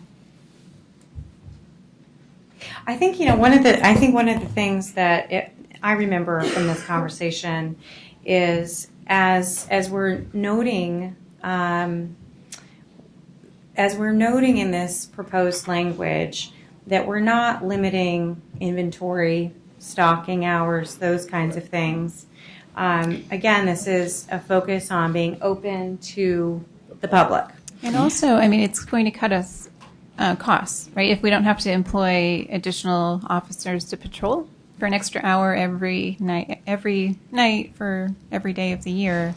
Well, I'm not sure what the relationship between business hours of operation and how we staff our police department is. Is there one currently? There could be. Well, I'm not sure I'm the best person to testify on that, but Jeff Groth did offer to come to the meeting on Monday next week so you could ask him questions directly in regards to this. That would be great. So I think that might be good for you to be able to have that conversation before you get to the point of actually adopting these. The other suggestion I might make is kind of stealing Chad's idea of him just kind of bracketing a couple of different time frames here so that the public can give you comments on which ones they would prefer as well. And then ultimately you guys can vote to amend the resolution in one way or another so that you can come to conclusion on this. Because I think, Okay, so if you can come up with 1 or 2 or 3 or 4 different options that he could put in there, then ultimately you guys can vote on it and move forward. I mean, and I think the two obvious are 5 and 6. 1 to 5 or 1 to Yeah. 6, fairly easily. And ultimately, I think you guys are just going to have to make a motion to amend the ordinance language in one direction or another, and that'll be what it is. So, I mean, with that in mind, should we just consider taking that advice and tabling the hour discussion until we've had an opportunity to hear public comment? I think we should have him draft it with both options of 5 a.m. and 6 a.m. Okay. I would agree with that. Okay. And go off of the public comment of what they. Okay. Any other comments? Sure. That's great. Okay. Thanks, Chad. Or Tom. You're doing it. Tom made the suggestion. Yeah, Thank I you, was Tom. Did we in fact make the change to may not operate? Was that clear? Okay. Yes. The other thing that we talked a little bit about, and while I hate to throw this in at this point on this particular ordinance, what I'd like to do is have a conversation, not tonight necessarily, but I'd like to have a conversation about extended hours, holiday hours, and how we'd like to see those issues addressed. Language, but I still feel like we need to talk about that. Yeah. Actually, that's a great point, because in our previous discussion, we wanted to allow, in general, consensus on that, and somehow that didn't end up anywhere. I thought the way you ended up is when you had the discussion on hours, that because you were going all the way to 1 in the morning, that you weren't worried about the midnight opening because that would give them that hour. Now, I may have misunderstood. I've been to a lot of midnight openings, and an hour is not sufficient. I don't have that experience, so I apologize. So I do think we need either a variance process or a temporary use process, whether it's in this ordinance or handled in the administrative process, I don't know, but I think we need to have that discussion. Absolutely. And I don't know if this is the place to do that. Yes. And that's the discussion we can have. I would support a variance for extended and holiday hours so long as some kind of a public safety plan was required. Because I feel like relating to public safety issues, I feel like as businesses are choosing to extend hours either early or late, there are these public safety concerns of traffic and people congregating and things that we've discussed. And I feel like there's some responsibility that needs to lie with the folks that are extending their hours. We just approved an ordinance regarding camping and approved a variance for that. So I feel like for the sake of consistency, we have to discuss a variance for this. And that being said, I have in my questions for the chief how it already is happening. It happens at Kohl's, it happens at Target. I would like to hear from him what they do, they meaning the city of Sherwood Police Department, when those extended hours happen. Because that is one thing that is already happening in the city. And so I feel like this is the one unique time where it's actually happening. So maybe we can ask him what that adds to the police department and what their plans are when they're open for extended hours. Any other thoughts on that? I would agree. The thing going through my mind, and with any retailer during extended hours, and I'm particularly thinking of holiday hours, major holiday hours, sale hours, where they open the door and you have 200-300 people stand at the doors, and they open their doors all at once, and then there's a crowd, and we've seen the stories on the news, some poor old lady or some little kid gets trampled. I'm not sure I'm comfortable without some sort of public safety plan for an event opening, I guess I would call that, to where, certain stores had some in the past have gone away from that. Everybody rushes the doors. You line up and they hand out a lottery ticket, and then they let in the first 10 numbers or something like that. Yeah, and I don't know if that's something we can address, but that's just a concern that I have in the back of my head. And we can make recommendations for maybe a public safety plan that the city council or planning department can come up with. Yeah, and that's where I was really going with this. I mean, I would hate to include language that would detail how a business should operate. However, I think that creating parameters upon which promote public safety, generally speaking, is really important. If I may, this ordinance details how a business should operate. Well, absolutely, with regard to public safety. And that's the basis upon which I do support this ordinance. Yeah, and I would just say that I think that in regards to public safety, there are some assumptions being made. Well, if you'd like, I can read my statistics, and that will help to clarify any assumptions. Or we can. I think we've probably all done, at least I know I have. I've done some pretty extensive independent research, so I won't speak for the rest of. If she wants to read them and the chair recognizes that, I'm fine. I'm just saying that I'm not ignorant of the statistics that are out there, but I know there's a lot of. There are statistics that validate the need for this in order to protect the livability of the community. So, and there's also statistics that you could find that would say that there isn't. I mean, it all depends on which set of statistics you look at, right? I mean, that's the beauty of statistics. Which study do you like? And what we don't have, or what I haven't seen, is what the statistics are for Sherwood, or towns that are very similar in profile to Sherwood. And I've seen a lot of generalized, nationalized statistics.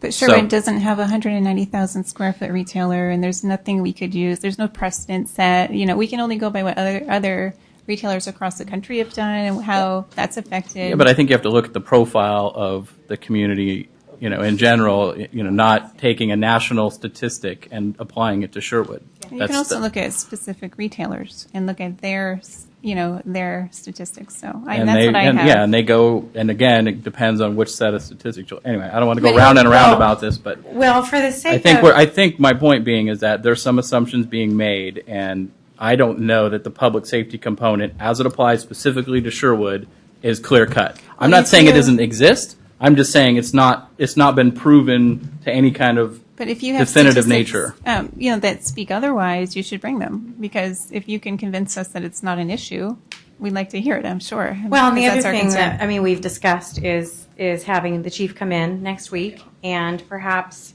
I'm happy to extend an invitation to the gentleman that submitted this letter today to ask if he would be willing to come in and speak to some of the earlier questions about security services. And we could certainly invite other security companies that are working locally to come and talk about their observations and experiences in these kinds of situations. Yeah, and I value the input of this letter. As I mentioned earlier, I'm curious to know what towns and areas and whatever that his experience is in, and I definitely want to hear from the chief, because I think that is the most relevant data we have available to us. And I think it's important to get data, but I also think that it's important that we don't just let the chips fall where they may. We have a real opportunity here to look forward, and we do a lot of planning for our cities, for the way that our schools. We project out, and I think it's really important that there are changes coming to Sherwood, and we need to take a rational look at various points of data in order to again help promote and protect the livability of our community. Well, Go ahead. The other thing, too, is whether or not there is an existing issue, fear of crime and fear of potential crime is a real issue. So the fear of crime can certainly affect people's opinions, people's choices, how they feel about their community. It can strain relationships with authorities and others. So I feel like in looking at an ordinance like this and in reviewing language like this, we are creating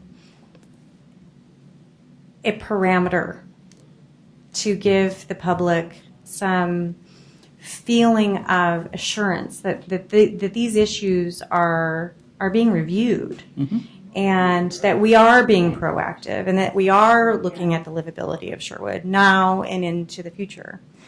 Yeah, absolutely. And I think that the only counterpoint I'd make in regards to the fear is the idea that you could overreact to that fear and end up with some of these unintended consequences that I'm hearing the community is worried about, and I've been saying all along from the first meeting that I'm worried about. And I think actually, Beth, you said the best word.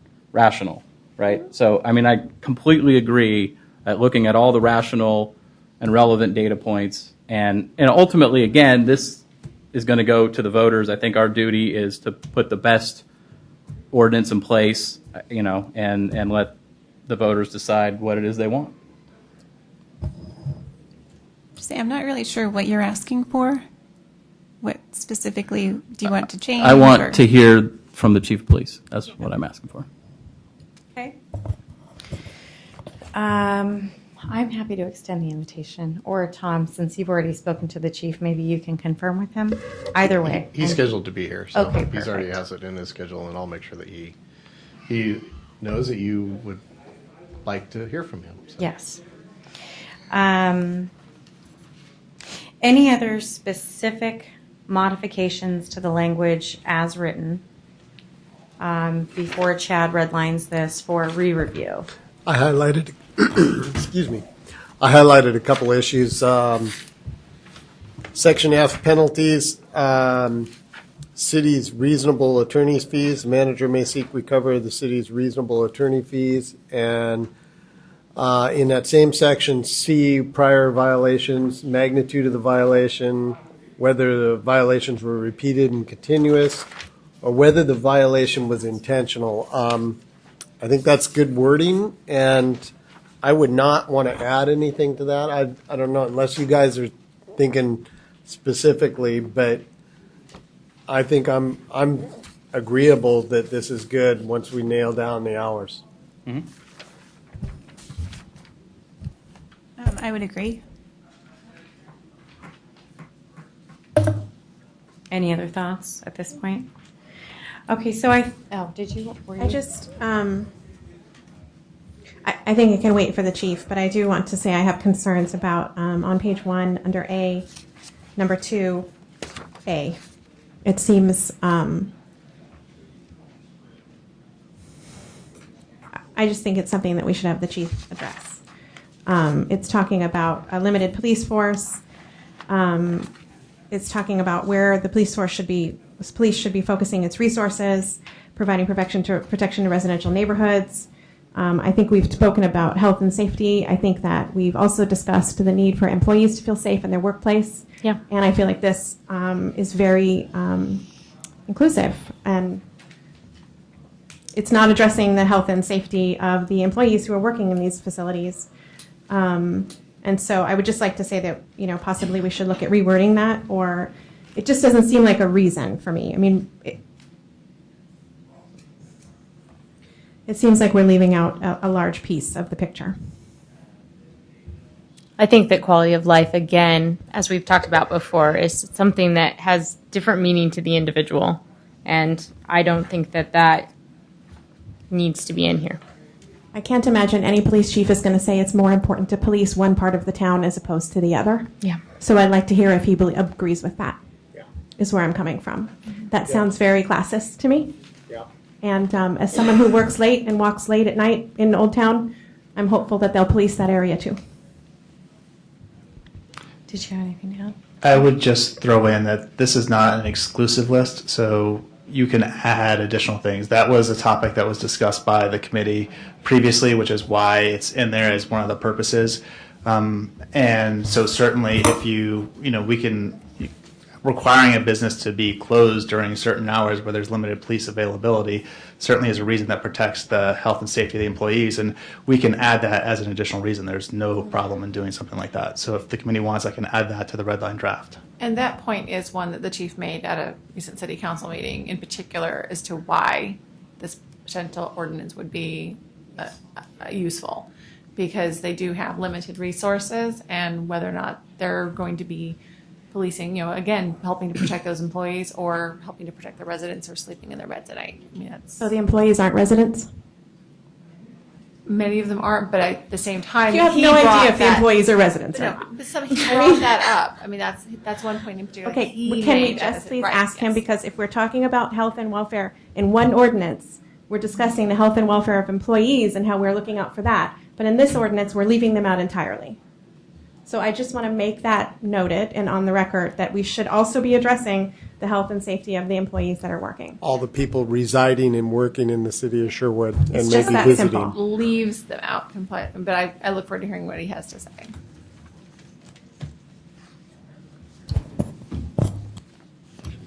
Okay, great. I think that Chief Groth's comments will be very helpful to us.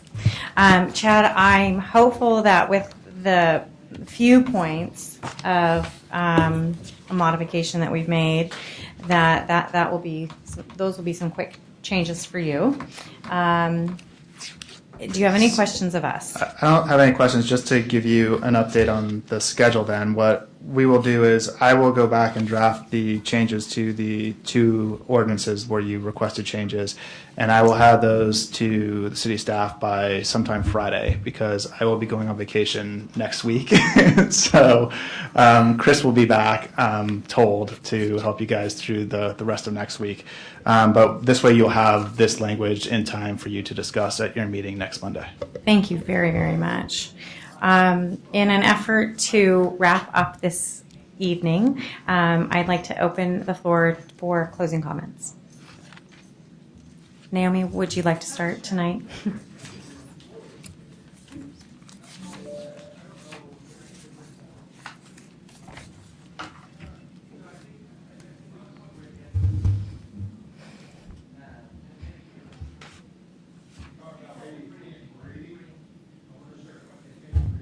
think that Tim is no longer here, but he was worried that some of the ordinances would affect his business, his steel industry. So we can just reiterate that it's for retail sales and service businesses, not his type of business, right? Yeah, could you speak a little bit more loudly into your microphone? Sure. So the ordinance would be for retail sales and service businesses. He was worried about people camping out on his property. So like he would be fine with that, right? I mean, Okay. 'cause we're not even, his steel service business would be exempt, I think.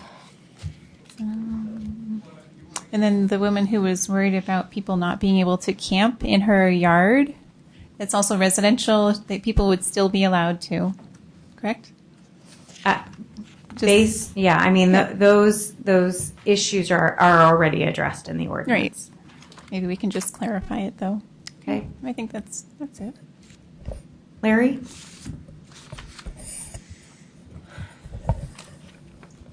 Responding to a couple of the comments, Amanda had some homeless concerns regarding hurricanes, schools, churches. I would think that would fall under emergency things, so any concerns, I wouldn't think they'd be a big thing, but I would want to clarify, and I don't think she's still here.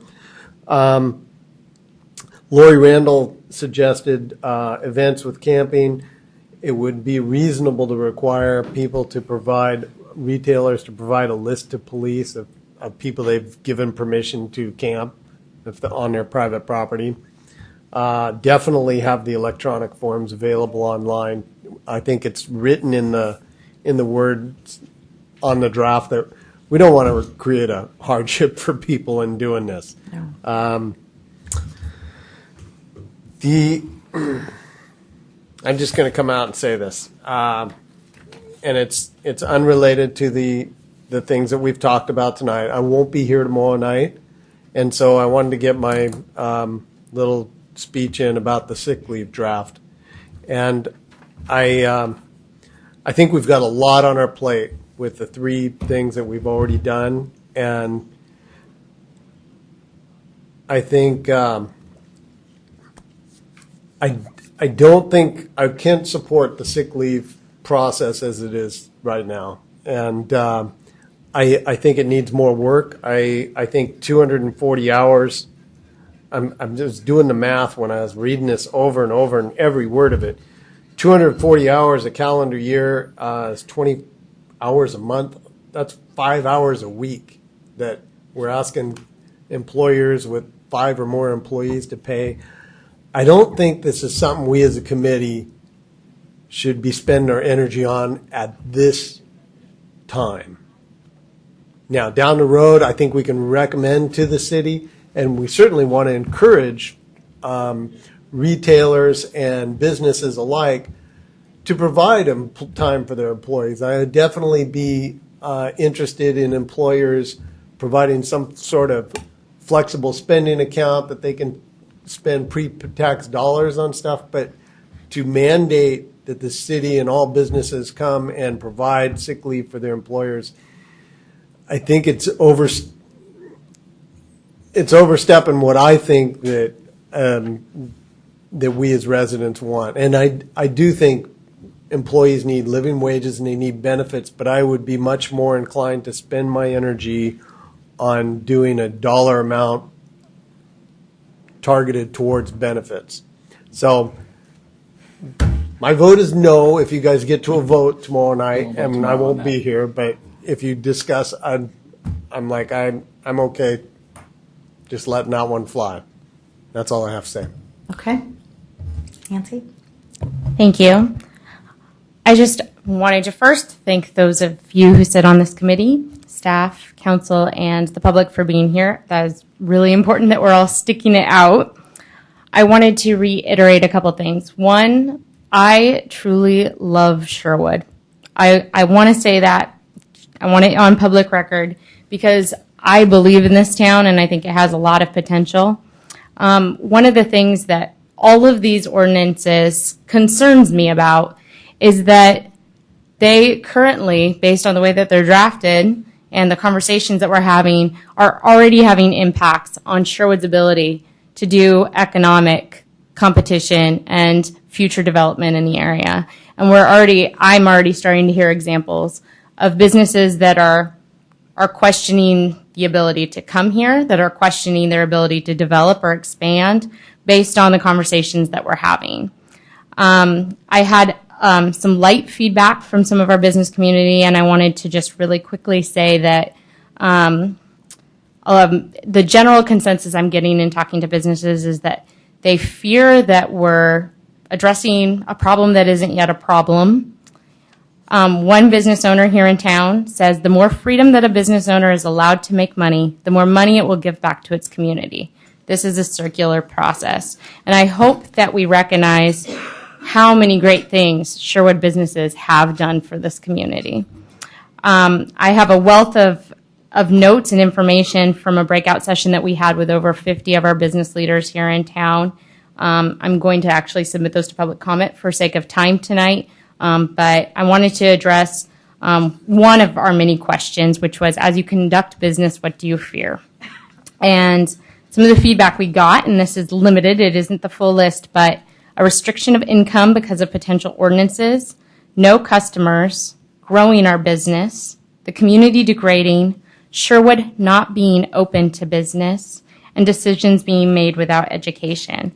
And I wanted to again mention the fact that the business community feels, from my perception, that they're in kind of a compromised position. This is kind of a double-edged sword because they feel like we are putting potential ordinances in front of council that impact them directly, but them coming out could be detrimental for them in terms of jeopardizing their consumer base. And it's something that personally saddens me when I go home. I'm not quite sure what you mean by it would somehow, why they wouldn't come and voice their concerns. Why is that an issue? Because people will stop coming to our businesses because we're here. And I can tell you that it's already happening. I just don't understand that. I'm sorry that you don't understand it, but it's the reality, and I'm sorry, but there are people who will retaliate against businesses or people, or at least maybe the perception is in some instances, that if someone comes out pro-development, let's say, they will be retaliated against with people's dollars. And so I will say that from my standpoint as a business owner in town and from some of the other business owners that I've spoken to, it's real. It's a real That may fear. be real, but the reality is that we're also here to voice the concerns of the residents, 18,000 people. So we're not here primarily to represent the businesses, unfortunately. Some of these business owners live here, Naomi. Sure, I mean, a lot of them live here, and a but lot of the employees live here. The And reason- discounting a very large voice is unfair. Well, I think they could come here and they could speak, and I don't see why they shouldn't if they feel like their business, like, we had the man from Pride Disposal come, and we had the man here tonight from the Springs, and I don't think there's any reason why they shouldn't come. I think we need to move on with closing comments, if that's okay for tonight. Doug? Thank you. I first want to explain my vote on the hazardous materials ordinance. I voted no. I was planning on voting yes, and I'm in favor of the ordinance as written. However, when Nancy indicated that she was expecting some information from Clean Water Services, I felt like we should have waited to hear that information. So that's why I voted no. Moving on to something I've heard expressed in public comments tonight about a living wage. And I know people haven't been here at all our meetings, but that came up in our first two public meetings. And, just to clarify that, Oregon Revised Statute 653.017 expressly prohibits us from enacting any wage standard on private employers, and there are a couple exceptions for generally public employment. And so, as advised by attorney early on, we just can't go there whether we want to or not. So I know people keep bringing that up, but we are just not allowed to go there by law. End of story. There are other fringe issues that we continue to look at, like sick pay, like other benefits, and I think the next session tomorrow is going to be focused on that. But in regards to wages, specifically pay, we just can't go there. So I know that's a thing that people are really passionate about, and it doesn't matter because we can't do it. Oregon State says we can't do it. I'd like to move on to a lot of the issues I heard concerned from public comment about the camping ordinance in particular. I think that hopefully as people read through it, they will agree that the variance process addresses almost all of those concerns. And I'm pretty sure also that the ordinance does not apply to camping in your backyard. It was publicly accessible areas, and I don't think anyone would define somebody's private property, residence property, as a publicly accessible area. Finally, I heard a lot tonight about something that's been foremost in my mind throughout this process, even before the committee formed, and that is unintended consequences. And that's my biggest concern, is that this entire process was put together for good reason, and we're serving a good purpose here. But we have a very short timeline, and a lot of it is based upon a reactionary, and right or wrongly reactionary. I'm not debating that point, but it's a reactionary response to things that are happening right now. And I'm really concerned, and have been concerned from day one, about doing something in a quick, knee-jerk fashion to try to react to a problem or even a perceived problem, but what the consequences may be for other areas and other businesses in town downstream from that. Specifically, when we start getting into some of the employee benefits and issues that we're going to be discussing, for example, the sick pay. Right now, as first draft, it's basically a carbon copy of Portland's sick pay policy. This policy, as written, is going to hit the hardest, by far, the small businesses in this town that I've heard not in all, but in a lot of the comment forums I read, and when I talk to people in the community, when I hear people testify week after week, what I hear is more small business, we want to support small business. This sick leave policy is going to really, really impact small businesses in this town. And I think people don't recognize that, or maybe we'll tease that out tomorrow, but I'm really concerned about that because it seems to be going against what a lot of people are saying they want to support. And so, and we'll talk about all those things, but that's what I'm saying is, as it's written now and as it was distributed to us, it's really, really going to hit small businesses the hardest. This is closing comment time. Thank you. Right. And so I just want to reiterate, please come back tomorrow, have this discussion, because this sick leave policy is going to drive small businesses out of this town, and it's going to prevent small businesses from coming to this town. And there's no argument that anybody can make otherwise. That's rational. So that's my closing comment. I would dispute all that you just said about the sick leave policy. You have to remember, if you've done the math on the actual cost of what's proposed in this ordinance,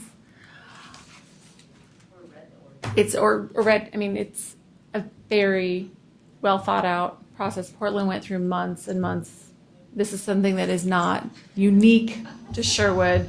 This is something, actually, I was involved in the Portland campaign for nearly a year and a half. There were a lot of people, businesses, champions, small businesses. We heard over and over, this is going to be an impact on small. It was the small businesses that stood up for this type of ordinance. But I agree with Larry that it is possible that it's not the right time in this process for us to take a look at this particular policy. So I will agree with Larry on that point, but I will disagree kindly with all that you've just said, because if you've done the math, you'll find that it's not the small businesses that you have to worry about on offering these benefits. Again, we've talked before, those are the ones you hear about that value their team, that recognize that they don't want their employees going to work sick, getting the public sick. This is something 80% of low-wage workers in Oregon don't have a single day of paid sick leave right now. So this is something that, if you look at in threshold, I think the thresholds that are set in this draft ordinance are viable. I would not recommend doing higher, I would not vote for something, I would not support something that had a higher threshold than this. This is something that is a larger scale. I think that we should be working towards, as not only city but as a state. Portland, I applaud the activity that went on there. I'm proud of the work that was done. But absolutely, I disagree kindly with, and if you had more time, as I've had, to review it in depth.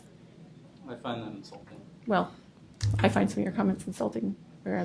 Someone said I didn't read it. I've read it multiple times. Okay, so I'm sorry, I don't mean to interrupt. Those are my but- closing Okay, comments. as opposed to bantering and closing comments, let's stick to our own personal closing comments, please. Rachel, you go ahead. I'll wait.